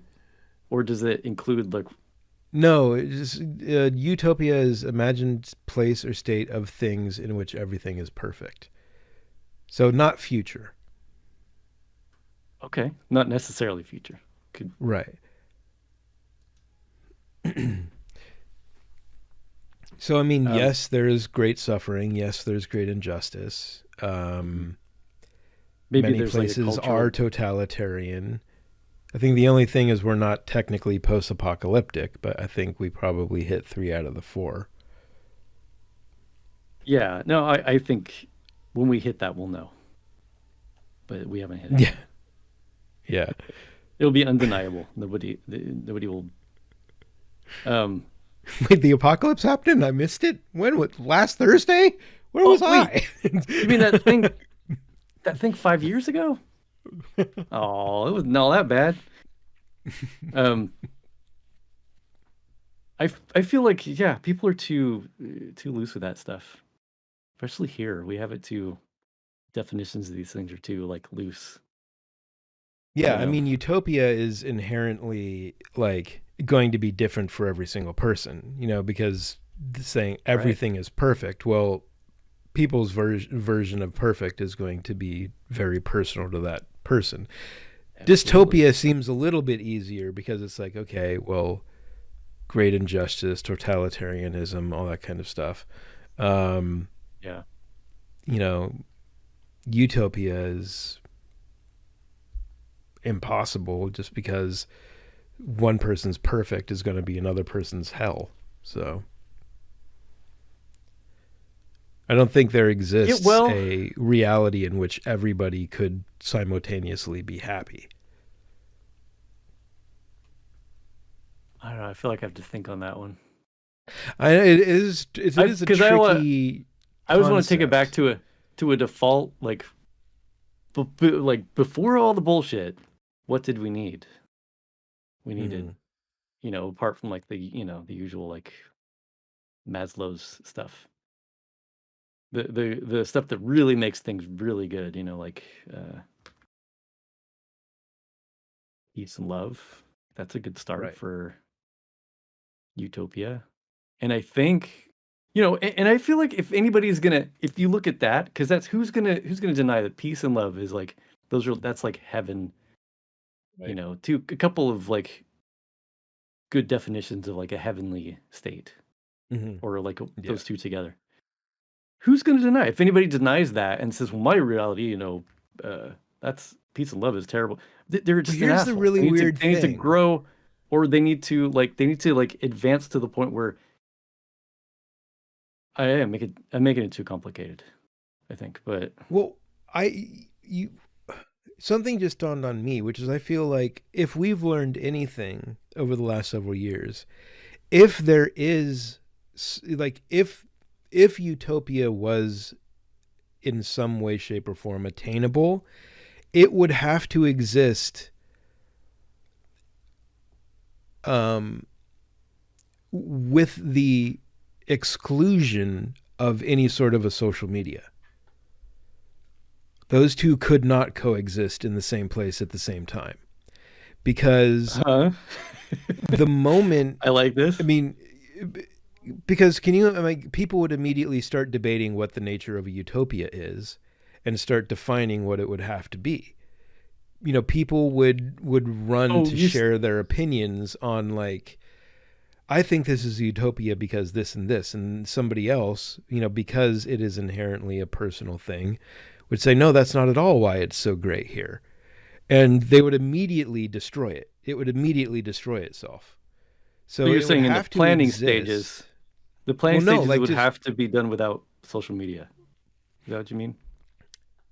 Or no, for it to exist, social media would have to cease to exist. It could not exist, period. Like people would have to communicate with each other in person. The second that you take the intimate nature of people engaging in discussion, the second you depersonalize that, Mhm. Oh, right. the way Right. of interacting with each other would completely fall Right. apart and Because utopia would immediately die. right, because that screen of whatever between us to some degree always dehumanizes everyone else. Yeah.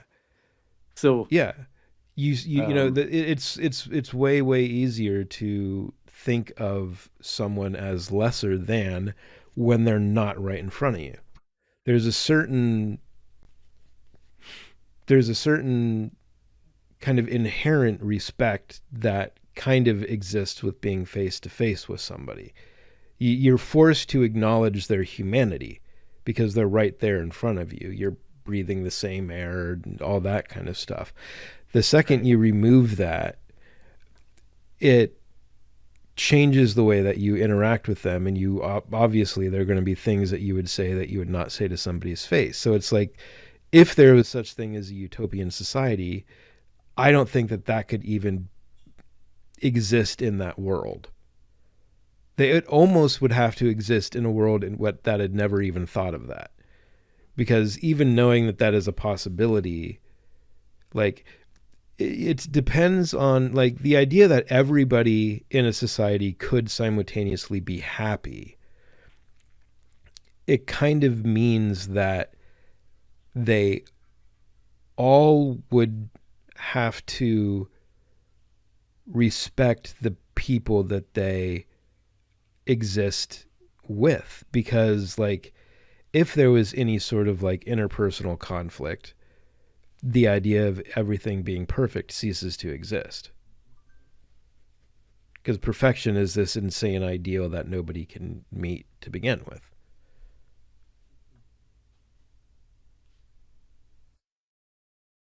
I think that's why I, it's inherently I fictional, because it's well, impossible. I guess that's why it depends, like how literal it has to be, or how black and white it Right. it is. Because if Well, I think that's that's the thing is because like, I Utopia could involve very good conflict management, but then again, like part of the problem is we're not dealing with like humans who've grown up without a bunch of bullshit being thrust upon them.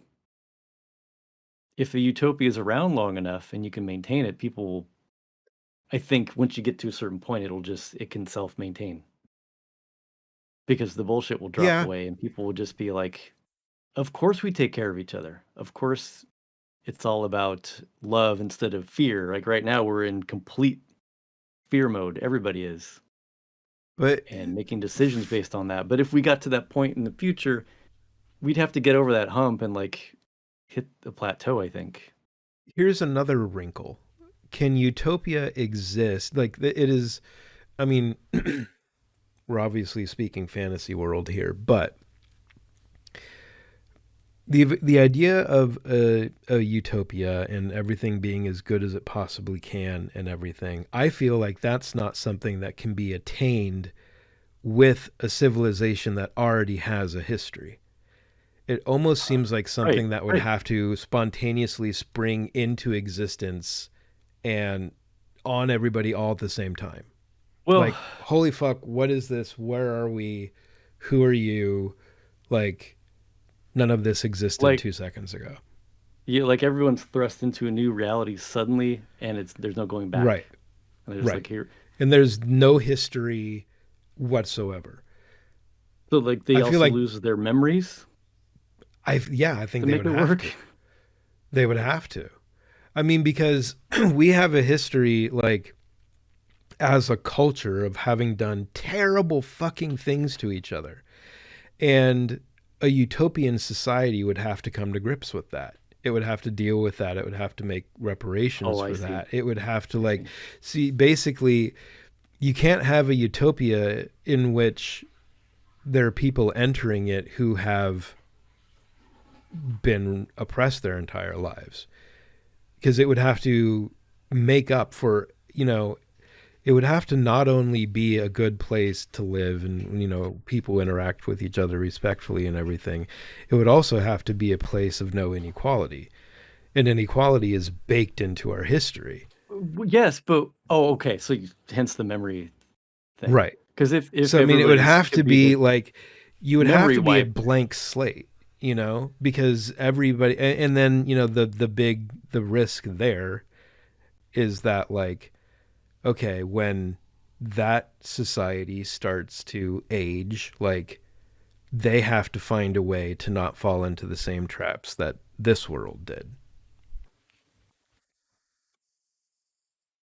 Yeah, I think I talked about this before, but like sometimes I think about because I think about people a lot as basically children. Like Right. they are children wearing layers and layers of things. A lot of that stuff was like Right. put on them, and like the armor was snapped into place over them when they were little. And then all kinds of other stuff. But um, so I think one, I think of more and more. I think of people like that. Like, oh, it's really sucks. Like you're doing something really terrible right now, or you're just an asshole. And it really sucks that you were saddled with all this bullshit, assuming that they're not one of the anomalous, uh, psychopaths or whatever, Right. Right. whatever out there. Um, so like I think about that a lot. I'm like, yeah, it really sucks that you got like all this that you turn out this way. But still, we gotta like work around that. I'm not gonna like let you do whatever you want. Right. But I have thought about like the idea of like the default human. And it wouldn't have been, if you take into account like what is epigenetics or things like the generational trauma, things like that, Hmm. that echo, which is a really fascinating thing. I'm not sure how uh, how proven that any of that is really, honestly, but I love that thought. It's just like paying attention to like anyway, somewhere way back down the line, maybe there was a default human that was like the basic stuff, and then things got fucked up, sort of over time, and like people learned traditions, and then they learned that Yeah, they I had to think fight over that's resources and everything else. Like if we so. started out as a utopia, we might still have one, but we But the didn't. thing is, it would have to be like, I think on this planet, you'd simply, okay, unraveling this is definitely making me feel like this is a conversation I would have had in college while really stoned. But it's like, What would so be one? the fact that there are countries separated by huge masses of water makes any sort of universal culture basically impossible to attain. So a utopian planet Earth would somehow have to mean that like each region is somehow set up in a certain way that like all of the people that live in that area somehow have shared ideals. It's like the idea of having some sort of universal utopia seems basically impossible because it would have to imply that the way that the world is run is somehow fulfilling everybody that lives in it. Well, And I think you're talking about peace and love as that sort of being the ideal is a good place to start. Um, also as the but it's going to baseline. mean something different for a lot of different people. Yeah, Well, and it is a good this is baseline. where I might go off in my own direction here because I think the most basic things, like we know there's a part of us that knows, even with all the fucked up layers that are on everybody and like the things people turn into and then do and then get corrupted, get corrupted, uh, let become corrupted. I think that underneath all that stuff is like what are the basics are. Isn't it wonderful to like to care about people and be cared for? Like the Right. most basic like emotional needs. Right. Isn't that is a positive. I think even you just want to like boil it down to like what are the universal positive things in life? Uh, like most people will agree in like, friends and family or like having loved ones, whatever you call that. Love, um, all the other like things kind of surrounding that. But like I feel like the most basic stuff, there's like there's something there are basic things that everyone, if you removed all the bullshit, could agree upon.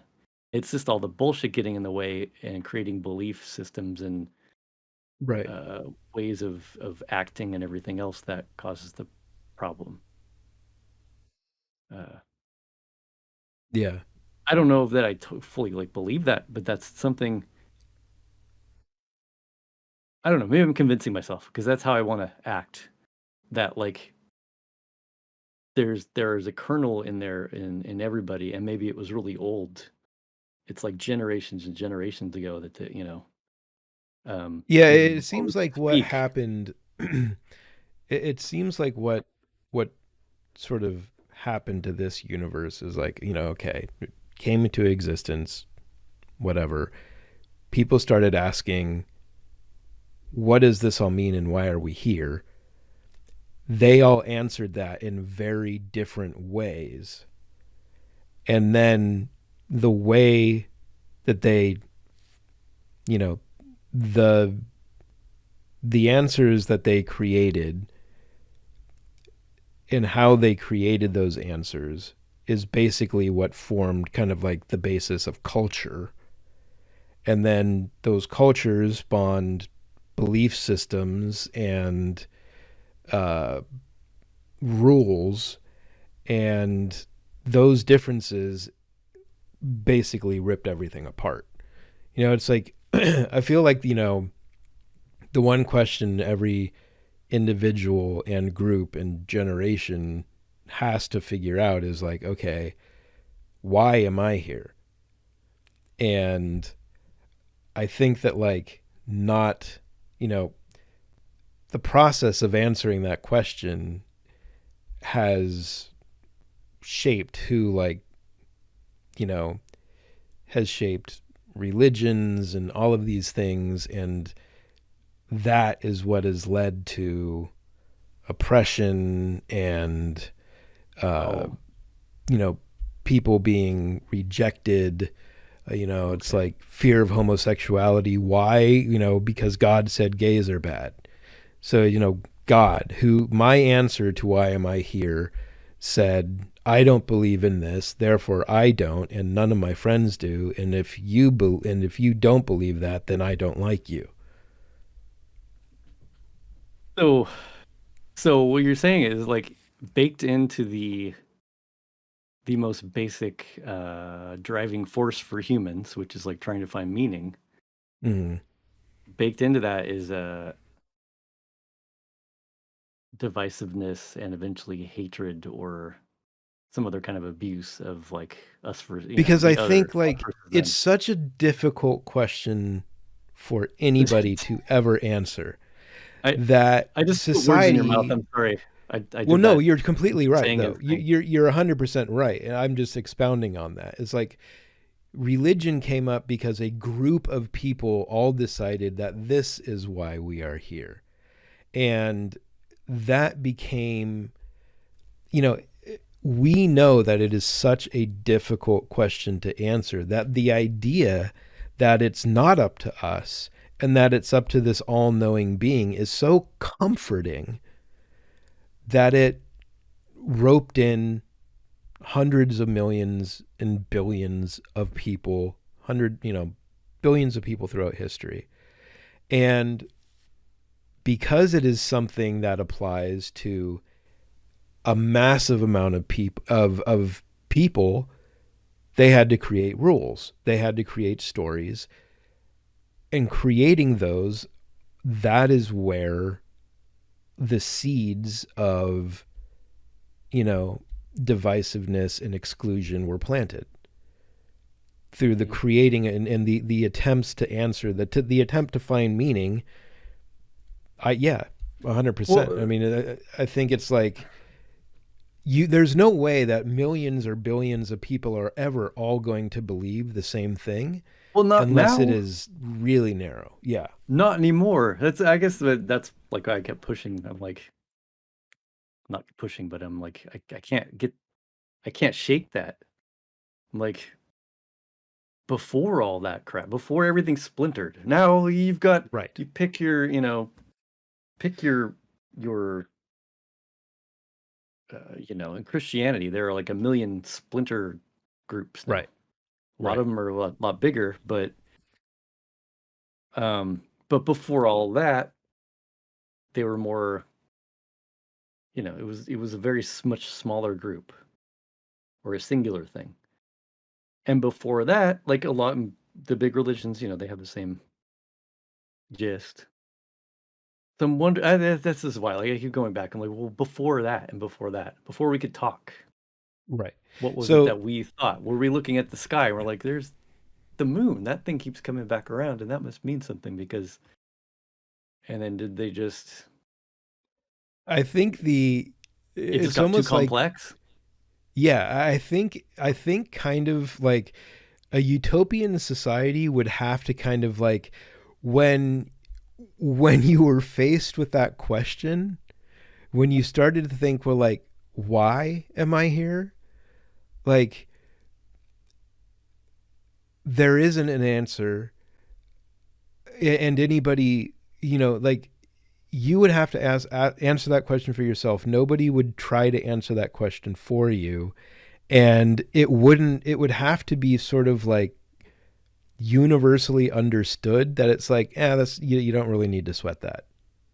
You know, it's like there is Like no or answer. You're going to spend your entire fucking life trying oh to yeah, answer that yeah. question.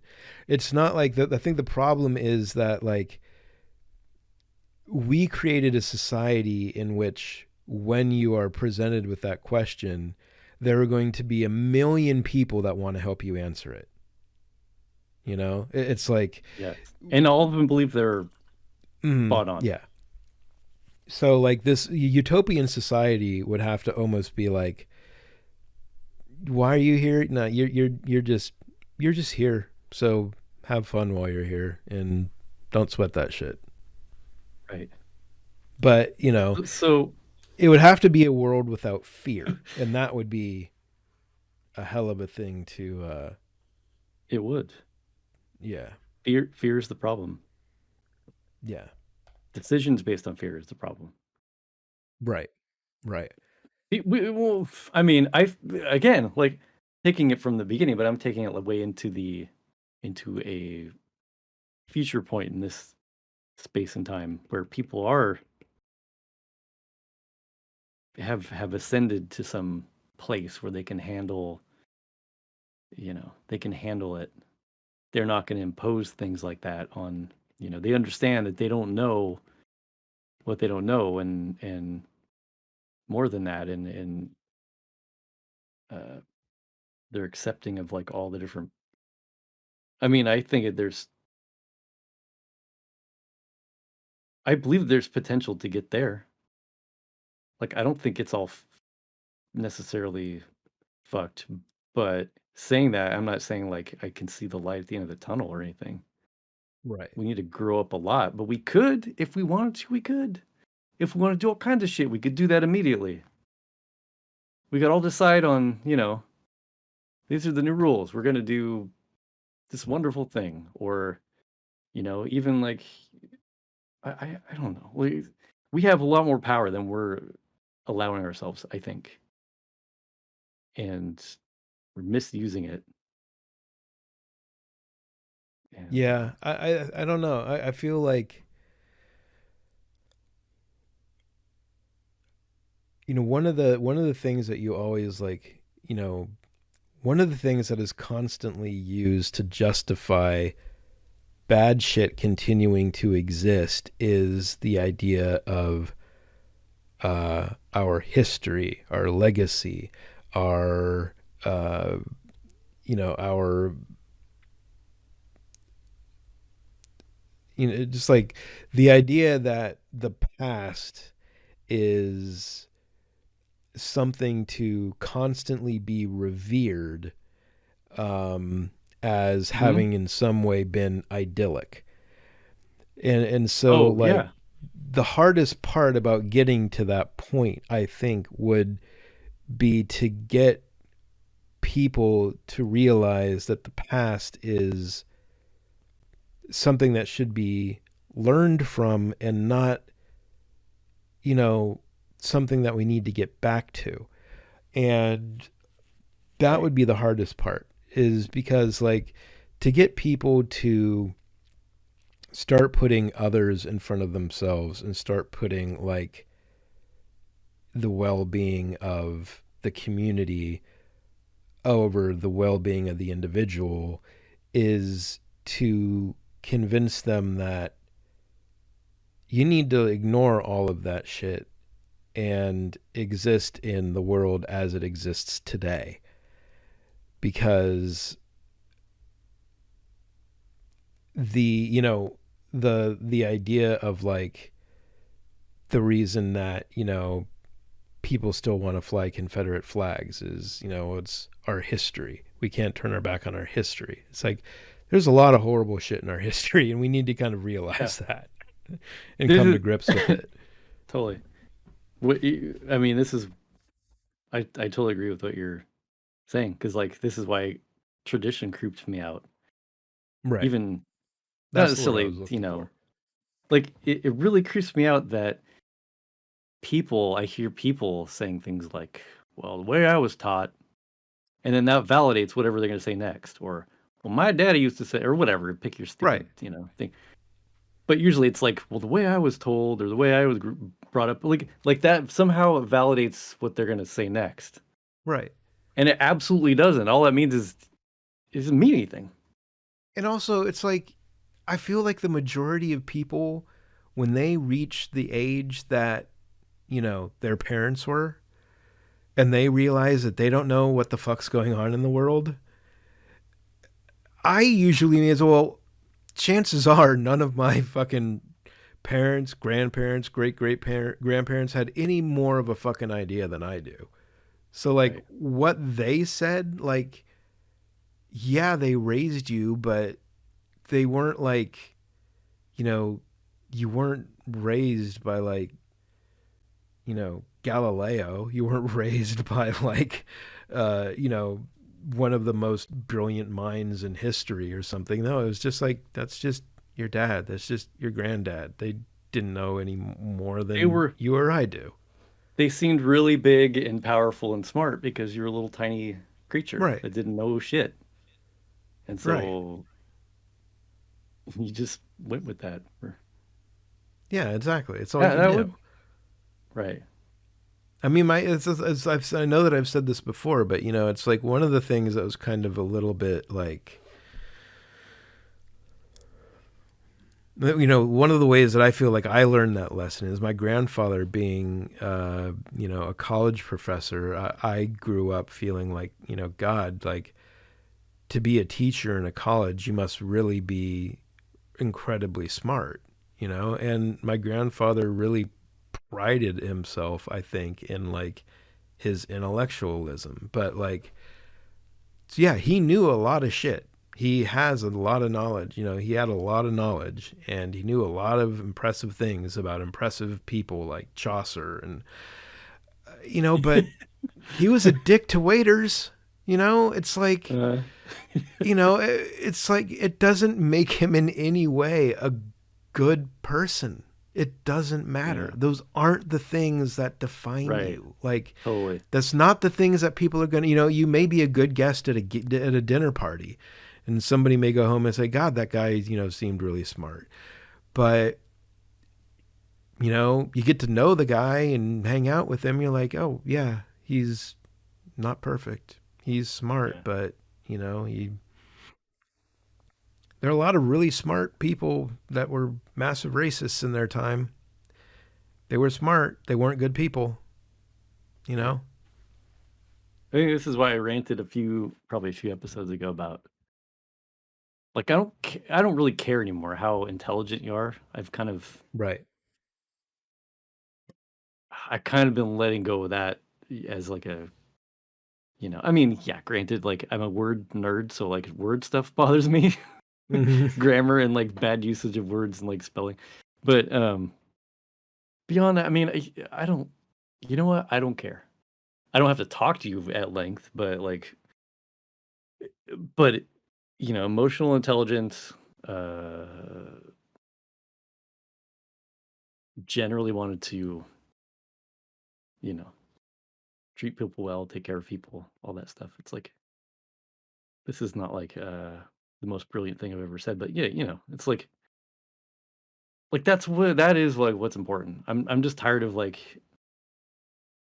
um it's like you shouldn't get away with things. One thing that bothers me is like when you hear about creative people and they're like, well, they're an artist or they're just brilliant. They just have their way and you have to just it's like, Right. you know what, Right. man? I know fucking tons of amazing, amazing creative people that should be running everything. Like fucking brilliant people. And they're not fucking assholes. Every single one of them is a sweetheart. Right. Nobody has to, I mean, maybe I don't know all the darkest corners of these people, but, you know, generally solid, sweet people. So it doesn't have to fucking be that way. It's just like you get propped up, I think. And Well, I think that is the one that is the one trend that's sort of going on, and we've talked about it a bit, people being held accountable for the shit that they do. Right. That's one trend that's catching on that I am sort of like getting behind because it does sort of prioritize emotional intelligence above all of the other shit. You know, wow, you're an incredible actor, but you're, emotionally abusive to women. It's like they we are starting to hold people who are in positions of power accountable when it comes to like the type of people that they are. Um, Obviously, there are, that is often sort of the perfect example of what you were talking about at the beginning of, you're both right and you're both wrong in a lot of those cases. But at least Yeah. people are being held accountable. There's just a lot of, people have gotten a lot of away with a lot of shit for a long fucking time. And Mhm. uh, we created a culture that, allowed and encouraged that to happen because we elevated these people. It's like, well, we can't get rid of them. Like, we love them. The people love them. Like, we need to keep them around so they can keep making us money. Um, and now Right. it's, kind of people are saying, fuck that. Like, Well, we're if we are going to create these golden calves, then like at least let's try to make them nice golden calves. part of what this is what I was talking about when I was saying like we have power to change our reality. Because like Mm-hmm. if you set new standards, then you've changed reality. And I'm thinking now of like, and again, something I've like ranted a bunch about, but like behavior of men or standards for like Mm-hmm. what men can get away with or can do or just Right. um Man, yeah, uh it's and get a pass for or whatever. Doesn't have to be that way. If everybody just decided, fuck that noise, like you need to grow up, quit trying to be like a fucking alpha. You're yeah. stunted. Grow up and become, emotionally intelligent and drop your stoic I had that act. recently happen. It was do you know who Max Landis is? I don't believe so.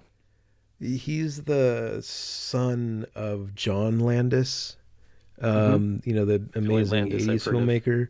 Yeah. Yeah, so his kid um, is a filmmaker and also like a TV director and shit like that. And so I'm a massive Douglas Adams fan, like favorite author of all time. I love everything he does.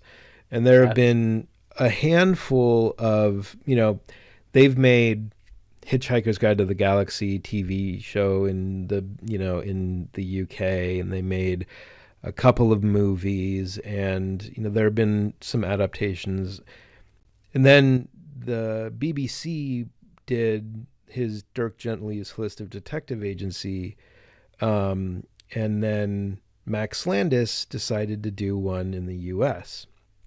When it first came out, I was like, this is absolutely completely different from the book. There's some things in it. It was pretty good. I liked it. And then I started watching the second season. And then I realized probably halfway through I was watching the second season that Max Landis is like one of the worst human beings on the fucking planet and just an absolute asshole piece of shit.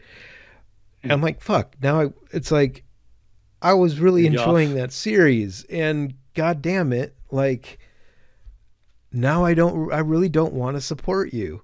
Like and it's just like it's annoying that you know these people can just ruin their works of art by just being terrible people.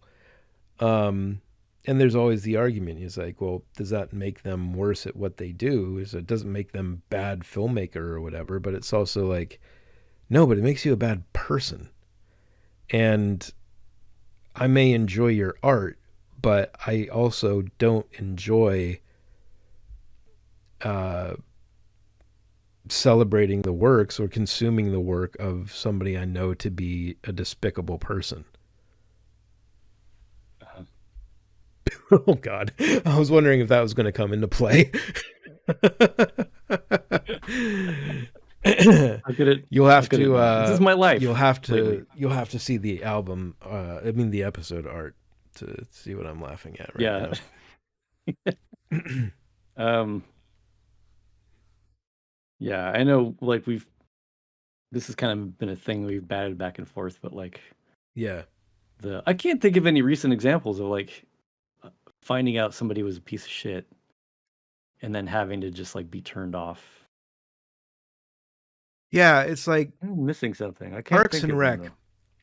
Parks and Rec is one of my top three favorite TV shows of all time, and I recently started rewatching from the beginning again. I probably do it once every couple of years just because I love that show.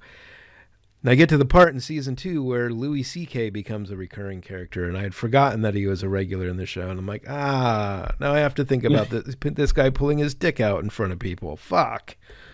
It's like, God, man, it's Yeah. just, but it's just, it's tough because I know that everybody wants to like, you know, everybody wants to like the stuff that they like. And, it's like you know, when people are constantly apologizing for the behavior of these people because they're such fans that it becomes a part of their identities. It's like Yeah. Good way to put that. I'm. It's like, can It's you like an imagine if attack. somebody like Lady Gaga, we found out that like like she uh I don't know, like is a massive anti-Semite or something like that. It's like her most rabid fans would not know what to do with themselves. It's I think like Cosby was probably one of the first people that like, it was something that people had to reckon with, because it's like he was such a cultural force and had such an impact on so many people that went into comedy. So many people that are comedians now, grew up on Cosby, and it's like they have to kind of deal with the fact that somebody who was a massive inspiration to them was a piece of shit. That was an interesting case because you had to see people sort of come to grips with that. And it's like there was a really kind of popular, there have been several, but there's only one that I know of. It happens all of the time in like the content creation world and like streaming and YouTube and shit, because you know those people hide behind the internet for a living and makes them think that they can get away with a lot of shit. Mm-hmm. And so you're constantly hearing about like, I mean, PewDiePie, like one of the biggest content creators in the known universe, did a ton of anti-Semitic shit. Um, Jesus. and like, A ton. A I ton of mean, anti-Semitic shit. Like, how long did it go on before somebody was like, well, he got called out pretty much immediately, but it's like, and okay, so the internet has been the wild, wild west for a really, really, really long time. And it's only been the last couple of years where people on the internet have actually really tried to start holding people accountable. But like it was incredibly trendy to be really, really edgy on the internet for a long time. It's how, you know, it's how you got people to pay attention to you. Um, but PewDiePie, like I remember, that website Fiverr. Yeah. You can. So one of the, like he used to go on Fiverr and like apparently one of the things that he did is there was like these people that lived in like Kenya or something, and for $5 they would carve whatever you wanted into like a piece of wood and like take photos with it. And so like he had them Oh my like god. write, as a troll joke, had them write some like, you know, I don't know, Jews suck or something similar on a Oh piece of my wood and take a god. photo of him. And he just thought it was so funny. So it was like the troll culture being super edgy. Like people got away with that for a really long time. And in certain cases, a lot of people still do get away with it. But now you're a lot more likely to get called out for it than you were a Right. while ago. Um, and I think that's a positive thing because it's like being an edge lord on the internet is just like cancer. It's fucking Lowest form horrible. of life. Yeah, yeah, and it used to like there was a long time where like people thought it was hilarious and just went along with it, and now it's like, well, Like you'll get teenage called out. boys. Yeah, basically. But I mean, it's like it's a large percentage of the internet is teenage boys, I think. Uh, that's why it's so fucked up. Yeah, Ah, yeah. God. I'm enjoying the image. I like the fact that I'm now just Oh, staring at it. yeah. Dumbfounded. Like, oh my Did you see this god. stuff? Did you notice? For any of you viewers, or if you're connected to our socials, which if you made it this far, I'm pretty, you should be. Uh, I don't know this if the is this algorithm is suggests us. we got to start doing some We're just reactions making to. all of our episode titles just total clickbait.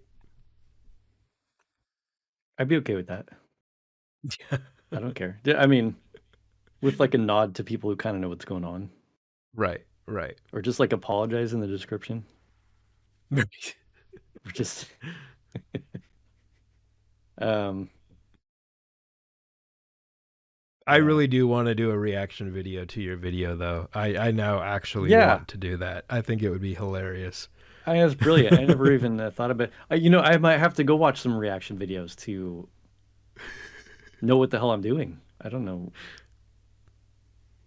Do I talk about Or it? we could I don't also know. do a director's commentary track, which would be pretty awesome. We could put on our NPR voices and try to sound really smart. Um,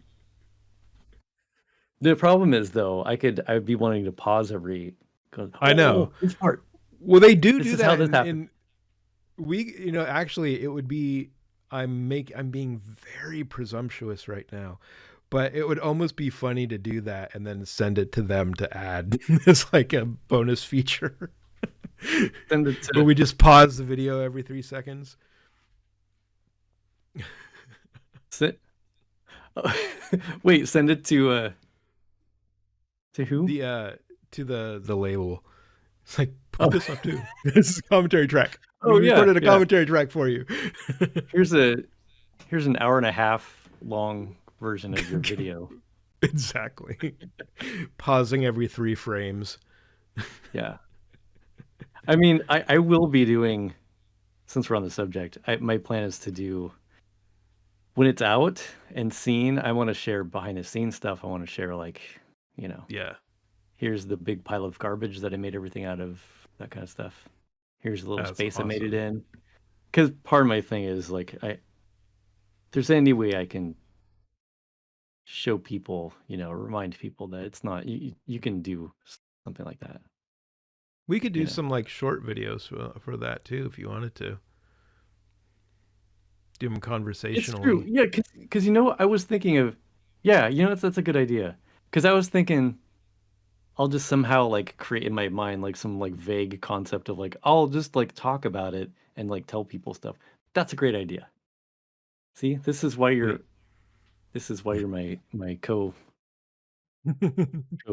here. Um, yeah, brilliant. Yeah, that'd be fun. That'd be fun. Yeah. Uh, Awesome. and then if you get tired of it, you can just say you might I want to don't go think do that'll this on your happen. own. But yeah, I don't know. Soon we'll talk about this stuff when that comes out soon. Yeah. Very Um, exciting. yeah, I am actually going to call it because I'm starving suddenly. Um, yeah. That's but why I ate I'm beforehand. very glad to be back in the saddle here. Me too. I mean, you know, listeners know that we'll regularly go like 3 hours plus lately.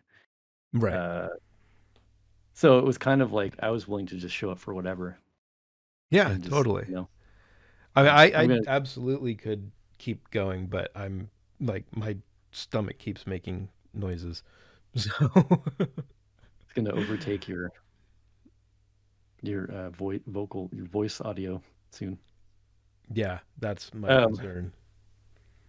It's like it was really interesting until it started going blah, blah, blah all the time. not really disgusting about two and a Two and a half half hours. hours in. Ugh. Take it. It's the kind of it's the dark flip side of ASMR. Yeah. Um, that sounds good to me. I'm just happy that we jump back in a little bit. I'm proud Yeah, of you. totally. Not And I not think, overthinking a once yeah, once we get back into the swing of things, we can think about streaming again. But these are at least getting recorded and will be going up onto YouTube's. yeah. So Don't want to make it a stop for anything. So um yeah. yeah, man, awesome. You should go eat. Yes, I would do I that. might noodle on this a little bit longer. So make sure if even if you see this, go to the socials and see the final one because this kind of got. It's basically I'll explain it right here. It's some sort of portrayal of our D&D characters on our second campaign. Yeah. There's Which is awesome Sam because Hain and there's Big Lou, sort of. I don't know now what Big Lou's supposed to look like, but I think in my mind he now looks like this. So I think it's pretty much perfect. and then So T and it's Hain's. awesome because shit, now I have art of my character. It's amazing. Yeah, Oh, me too. I will say there is a little bit of new merch up at hate45.com. The first I made a cab tag t-shirt. It's the first thing that I Oh, you're actually kind of drew and made Illustrator stuff with. Um, so that's kind of cool because it's something I actually drew that turned into a shirt. And I've been trying. I'll show you this, Mark. I've been attempting to like get some actual art supplies that I could potentially Oh, do some nice. more art stuff with. So I got some like paint markers, like these right here, like the squeezers, so like they can make Yeah, really drippy designs. yeah. Um, and I got some notebooks, so I'm going to attempt to try to come up with a few more designs that I can actually Yeah. manipulate and turn into stuff to sell. That's So cool. Because I gotta say that tag you did was for that design was beautiful.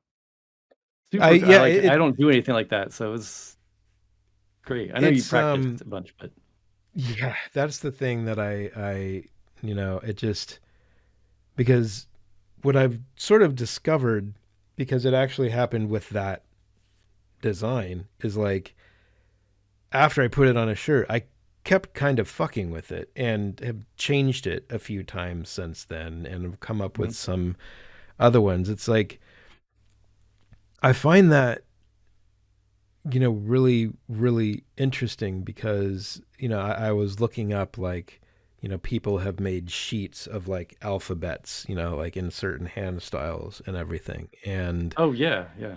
it's,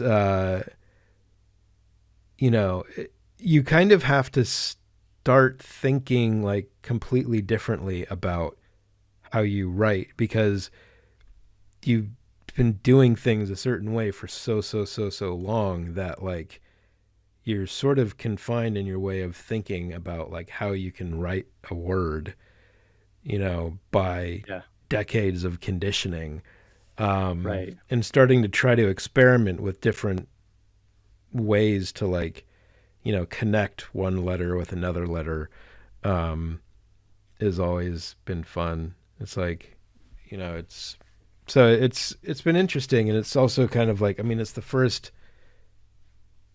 really artistic thing I've done in a long time to just kind of, come up with a few different ideas. Yeah. Um, I I, just and have to I be I sure not to go around and start writing on shit because 43 is a really bad time to start getting arrested. So, and I think actually, it's you'd like my.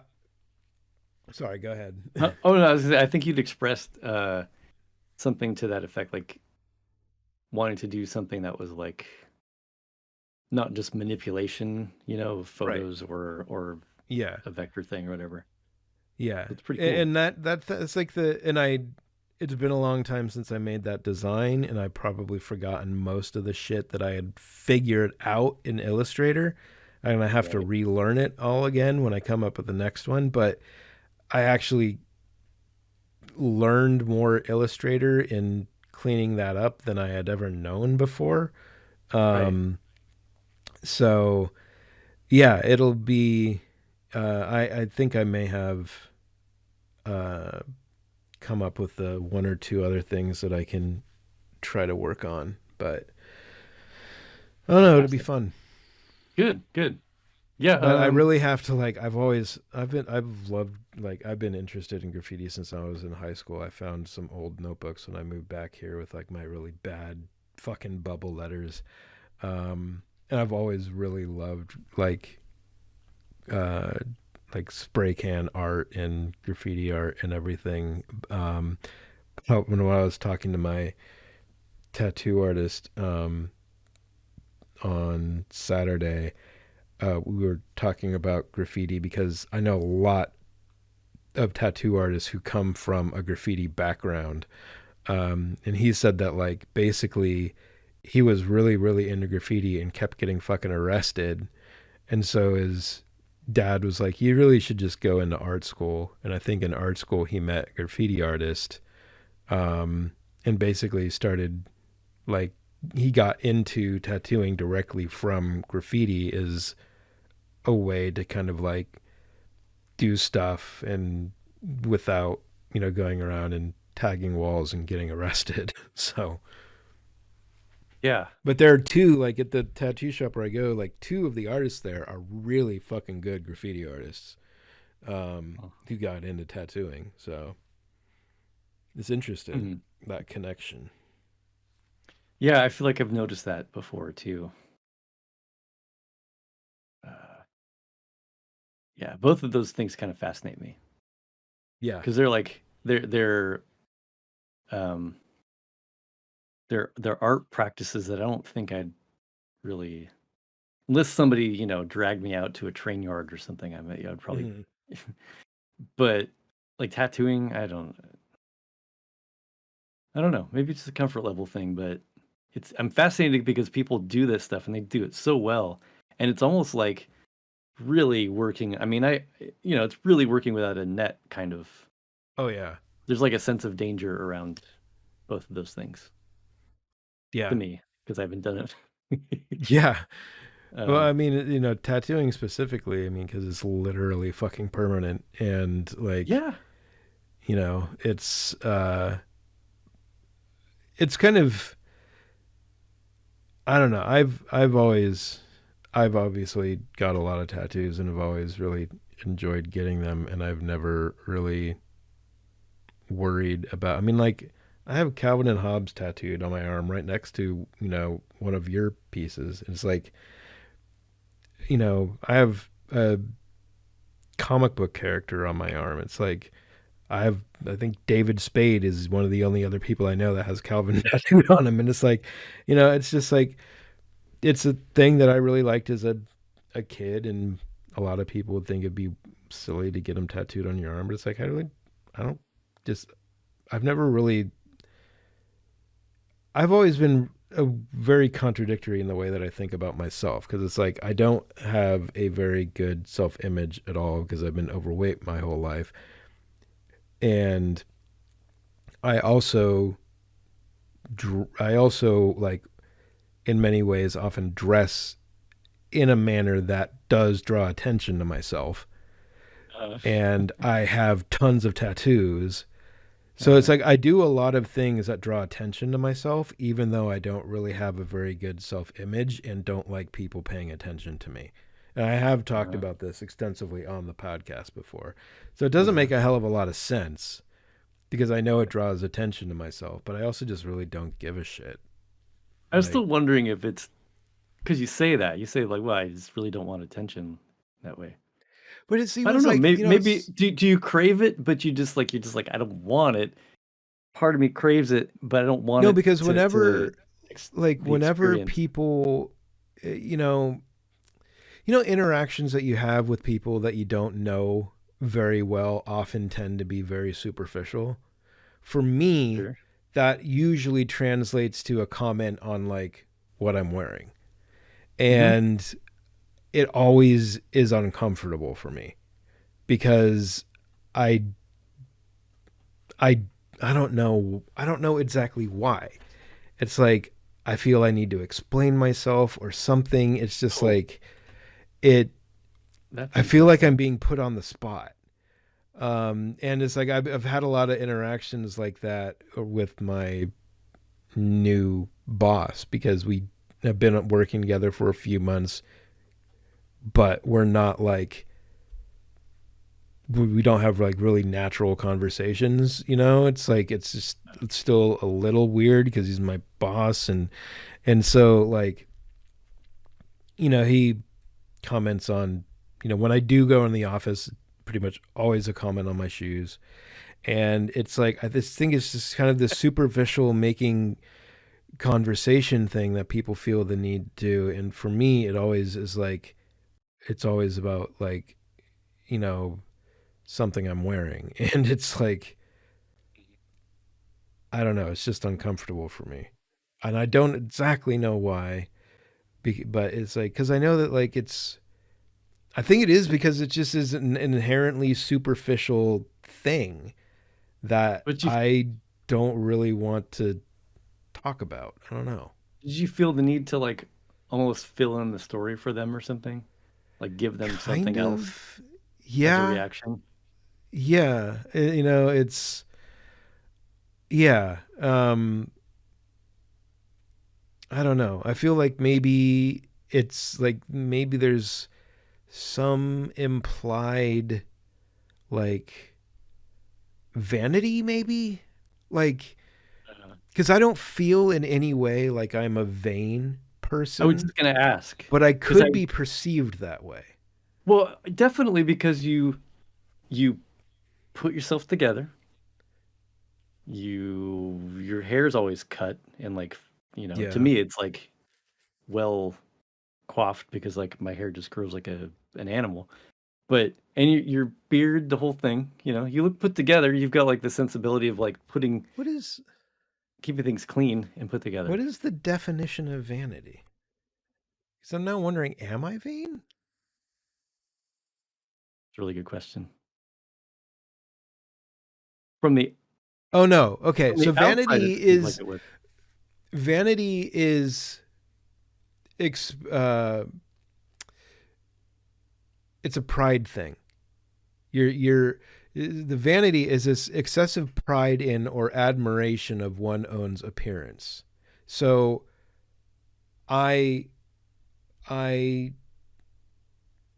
want to look good, Mhm. um, but I am not. proud of myself or admire myself for doing that. I do it. If I did it for other people, it would be a vanity thing. I do it for myself Okay, and so maybe don't I've been really. using it. So I've been I using it can, wrong yeah. because I always say that I'm vain because I feel like I'm vain. But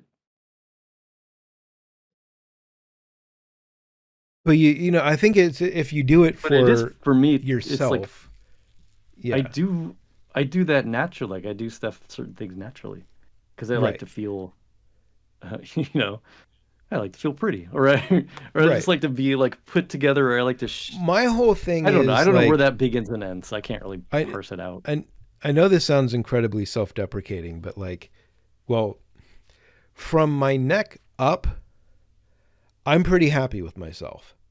It's Mm, everything below the neck that I need to work on.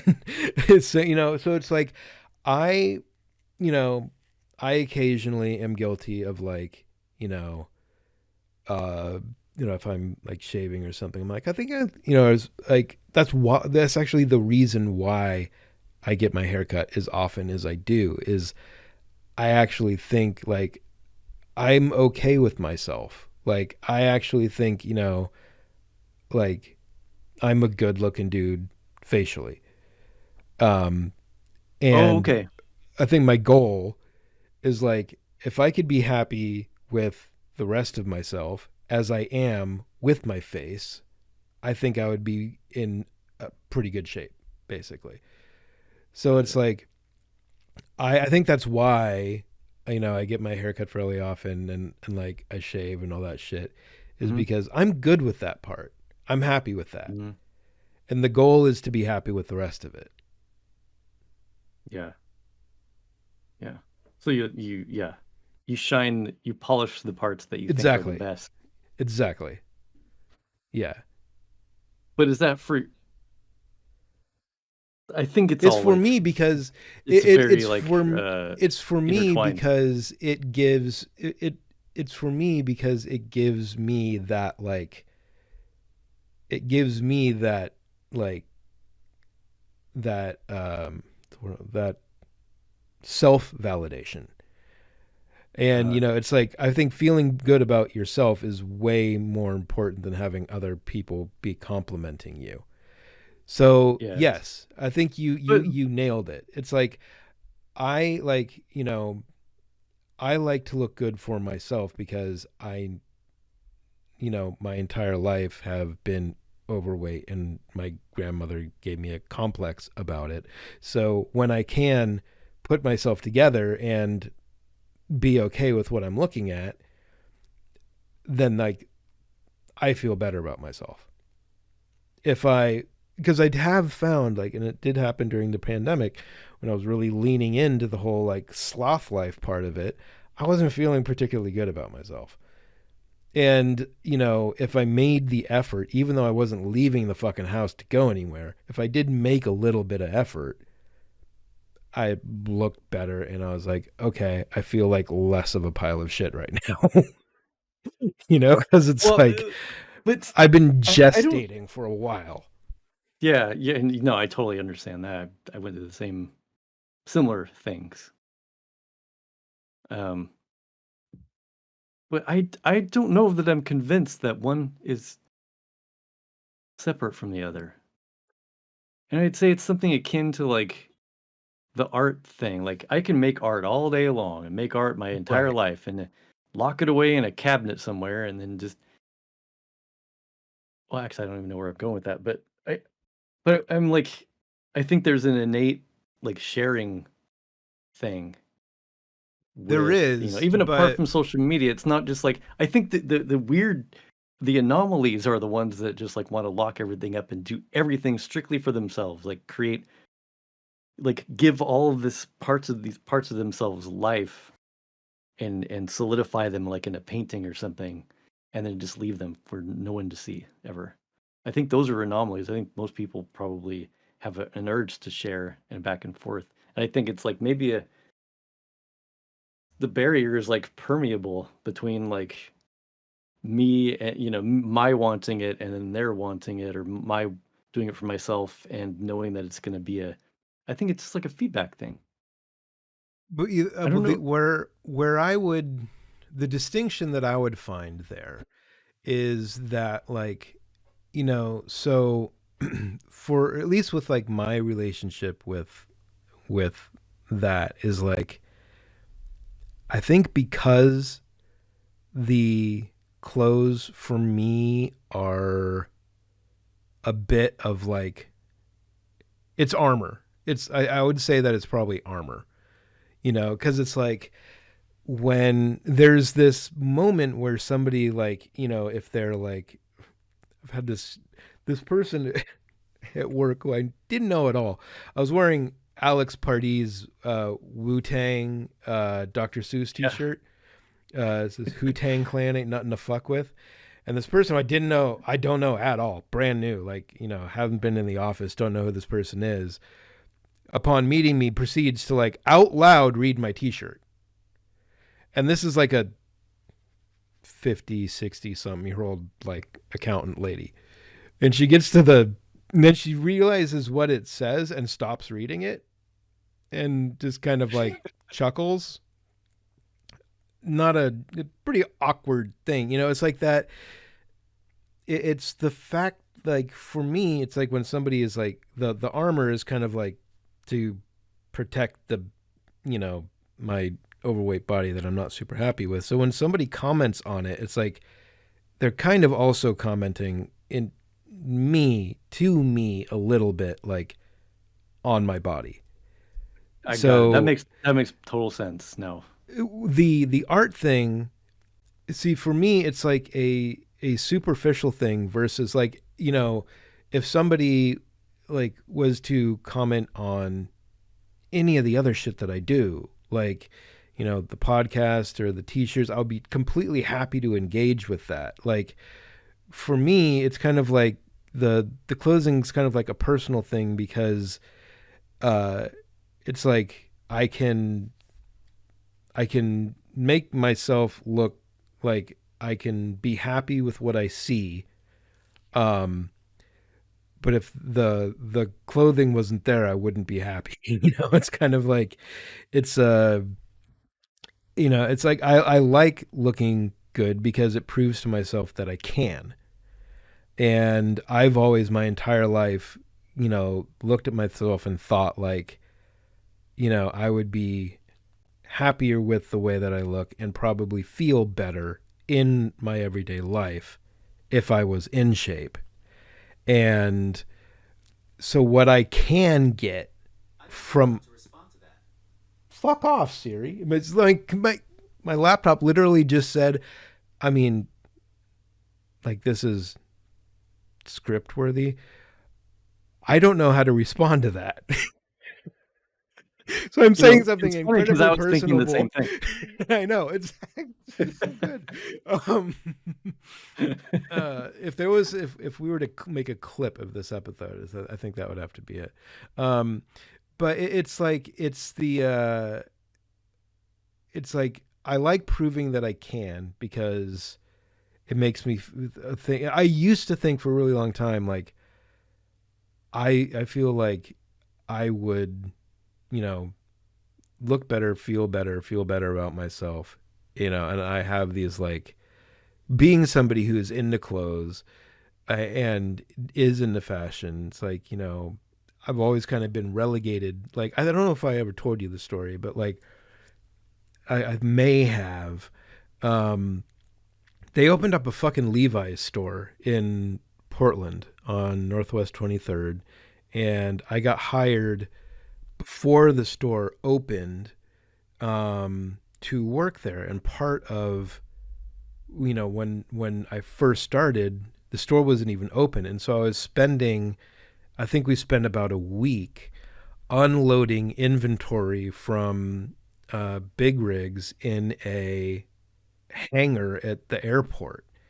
And these were like boxes upon boxes upon boxes of clothes that were coming in to stock the store for opening. And I had to special order my pants from my boss because they weren't stocking anything above a size 38 in this store. And so it's like, I've always kind of felt that like I've been kind of inherently limited because I have been a bigger dude.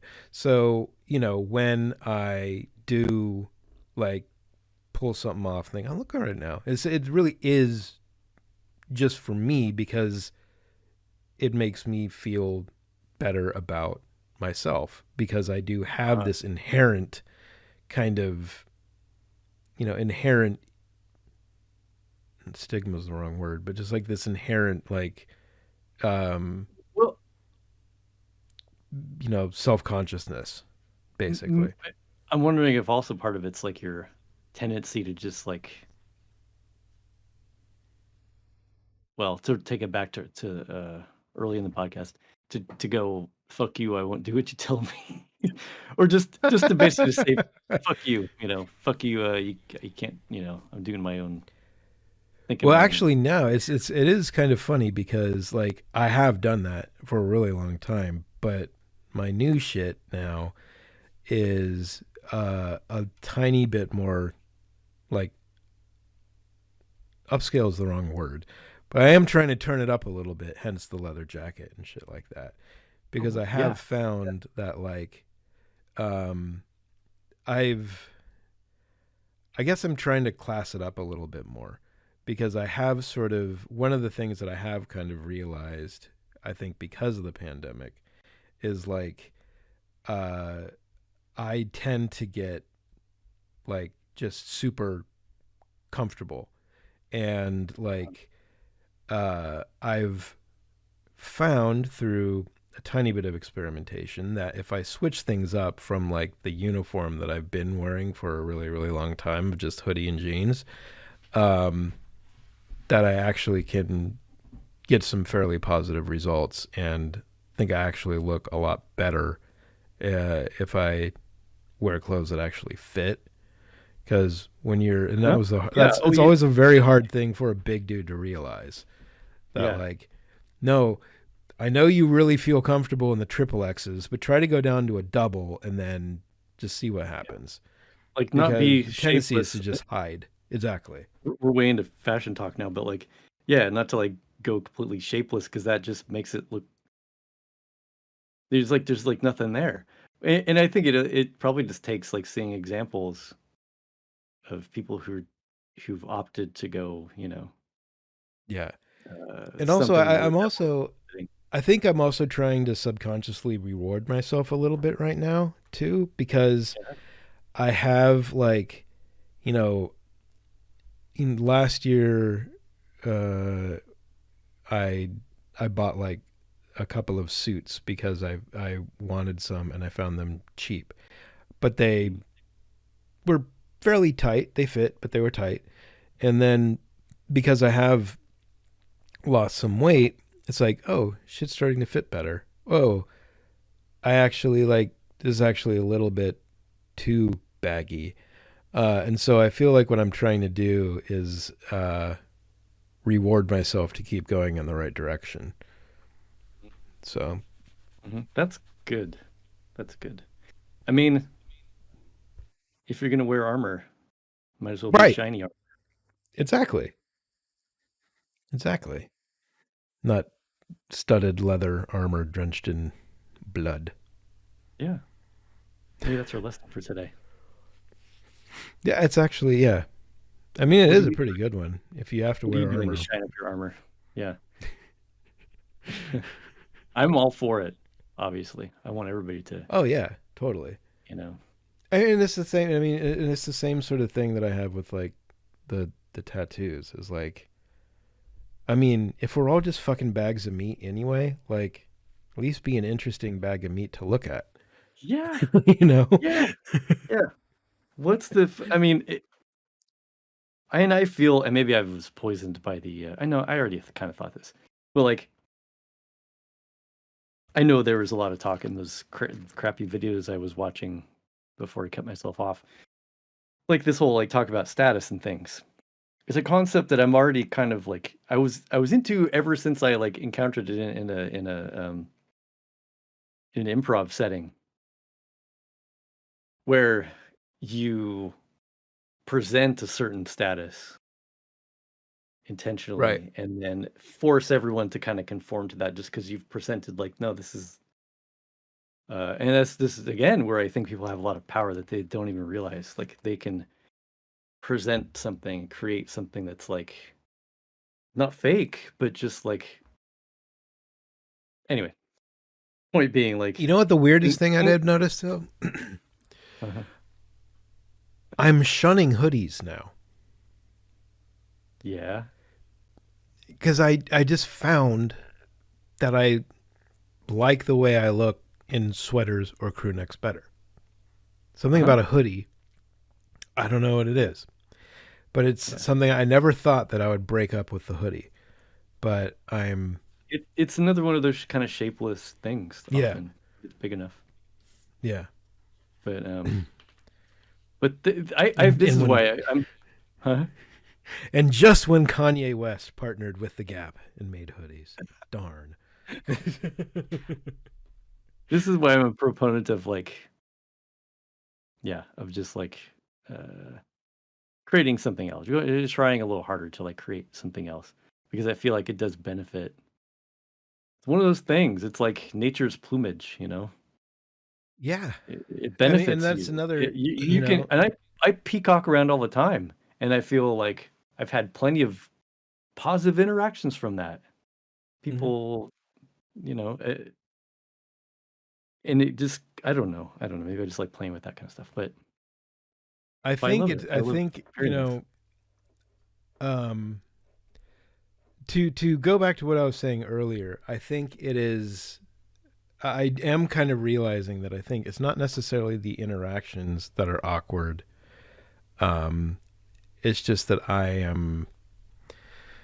I think, uncomfortable with anybody kind of complimenting, uh, like something about me physically, maybe because it's just Right, me being uncomfortable with me.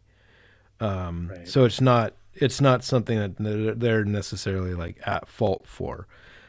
It's something that just like is not something that I'm really comfortable with. But I think, slowly but surely, it's, and it also feels odd for me to even talk about. And I think that it's another, uh, it's a relic, man. It's like, we're in a world of body positivity, and it's fucking wonderful because I like, I have never ever in my lifetime been attracted to the widely swallowed vision of what beauty is. It has never been my cup of tea, and so I think that like living in a world in which like we're finally celebrating uh, people other than the plastic dolls that we've celebrated for so fucking long is good. And I think Absolutely.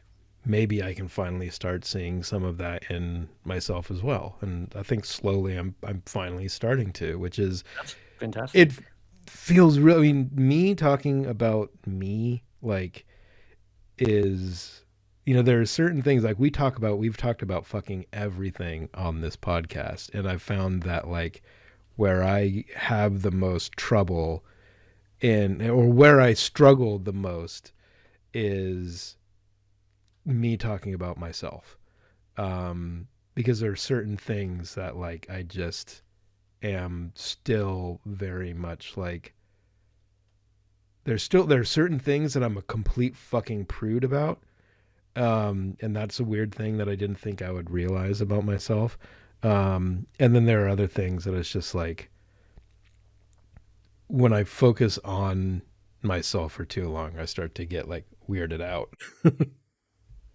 It's like I have no problem talking about other people, but That's interesting because I feel like you've actually worked a lot of that in. yeah, I But think, also, but I will say, a quick aside, it always seems to be, well, not always, but often it will be like toward the end of the episode yeah. Well, or like the last part I've, of the episode. I think you don't, conversation can lead to a lot of introspection, but I think it has to be in depth, like serious conversation. I think, the Yeah. majority of the majority of conversation, as we, I think, discussed in episode one, is wasted air. And so I think it's like when you don't start to think like introspectively until you start getting out of your like getting out of your own way and getting into the depths. It's like Uh, you have to get past the superficial before you ever start to like question yourself. And I have called myself out on several times for being a hypocrite, and I know that it's not going to be the last time. so it's important to do. Yeah, I mean humanity is kind of inherently hypocritical, so it's only so much we can do. I mean, any amount that you share about yourself is brave, I think, because especially in a And culture where it's like, you're given the pass to just be, and I don't we're know, also both of talk the about. age in which that's considered. We grew up believing that that was tacky. It's like uh we're of the age in which, like, you know growing up, it was there were a lot of stigmas about a lot of things. You don't talk about mental health, you don't talk about this. It's like we're you know we are of the age where we're actually having to fight against that. Like, that is not something that was widely talked about growing up. And I think that that's, like, there are, I don't know if the benefits outweigh the detriments of being younger in this age right now. I think they're definitely both. But yeah, body positivity was not a thing when you and I were Hmm. growing up. Hmm. That was something wrong with you. You're Yeah, unhealthy. Fix it. I'm still, and at this point, like I'm amazed when I'll hear things like, you know, like a woman will say something like, you know, yeah, people just always kind of whatever it was that they think they weren't comfortable with, Hmm. and then getting like negative feedback on things from people who just didn't really need to chime in. I mean, and Right. it's like recent examples. I'm like, what the fuck? Are these just like relics? These people who just haven't grown along with. Yeah.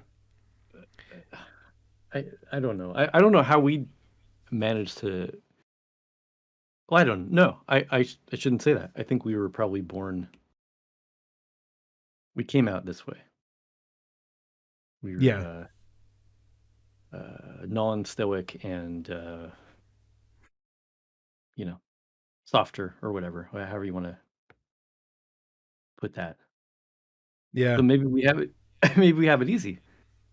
I feel like I was made that way, so I have it easier than a lot of people to.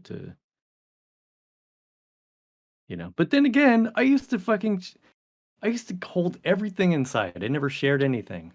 I treated information like it was precious,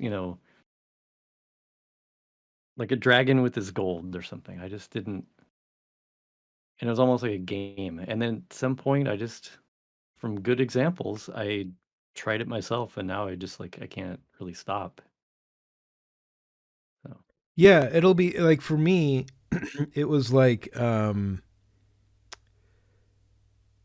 never had a real actual conversation until I was in college. It was like I didn't realize that people actually talked to each other about shit that mattered. Because yeah, so much of like my interpersonal interaction with friends up until that point in my life was either very one-sided or incredibly superficial. And like, I felt that once I mean, that was kind of like, discovering like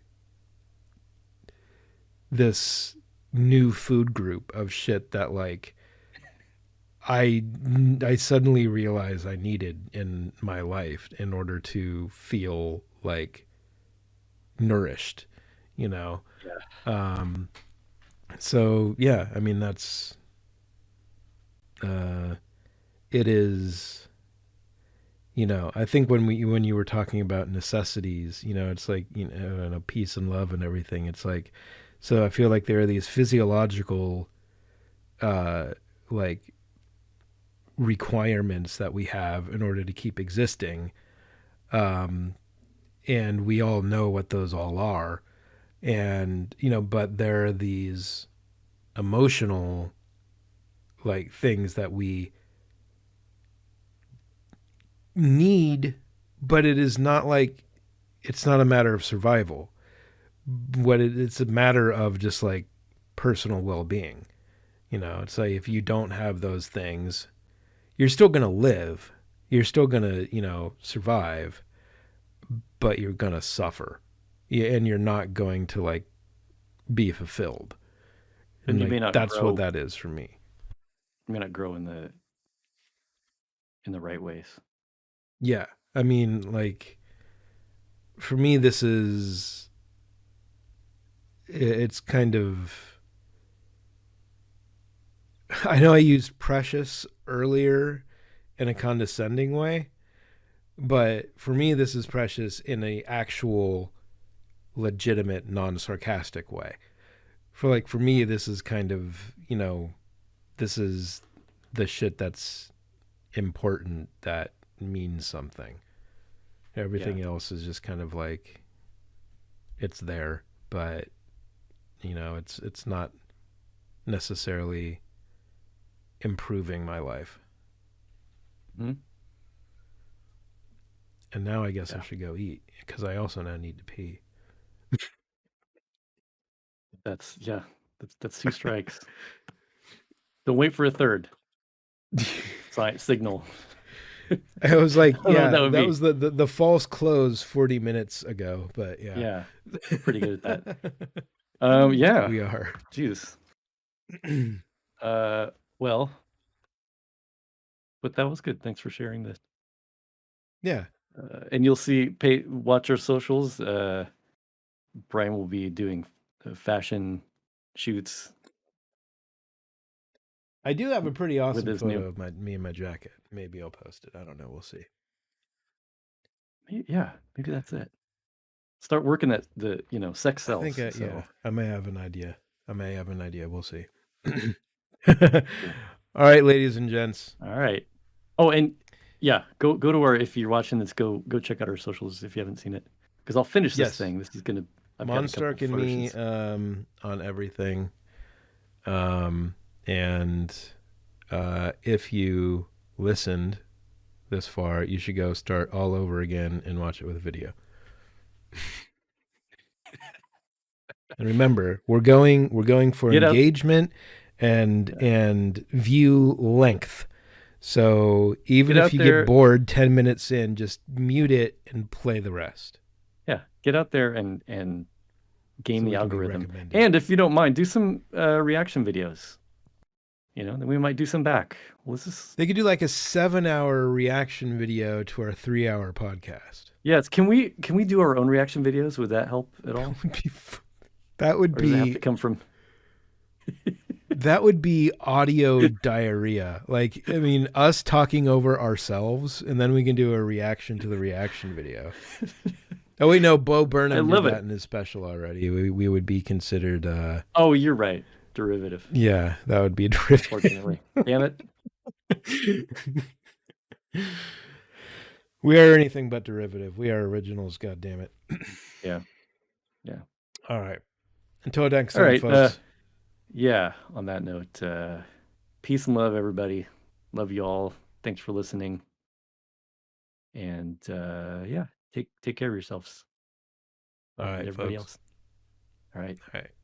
Bye Bye. bye.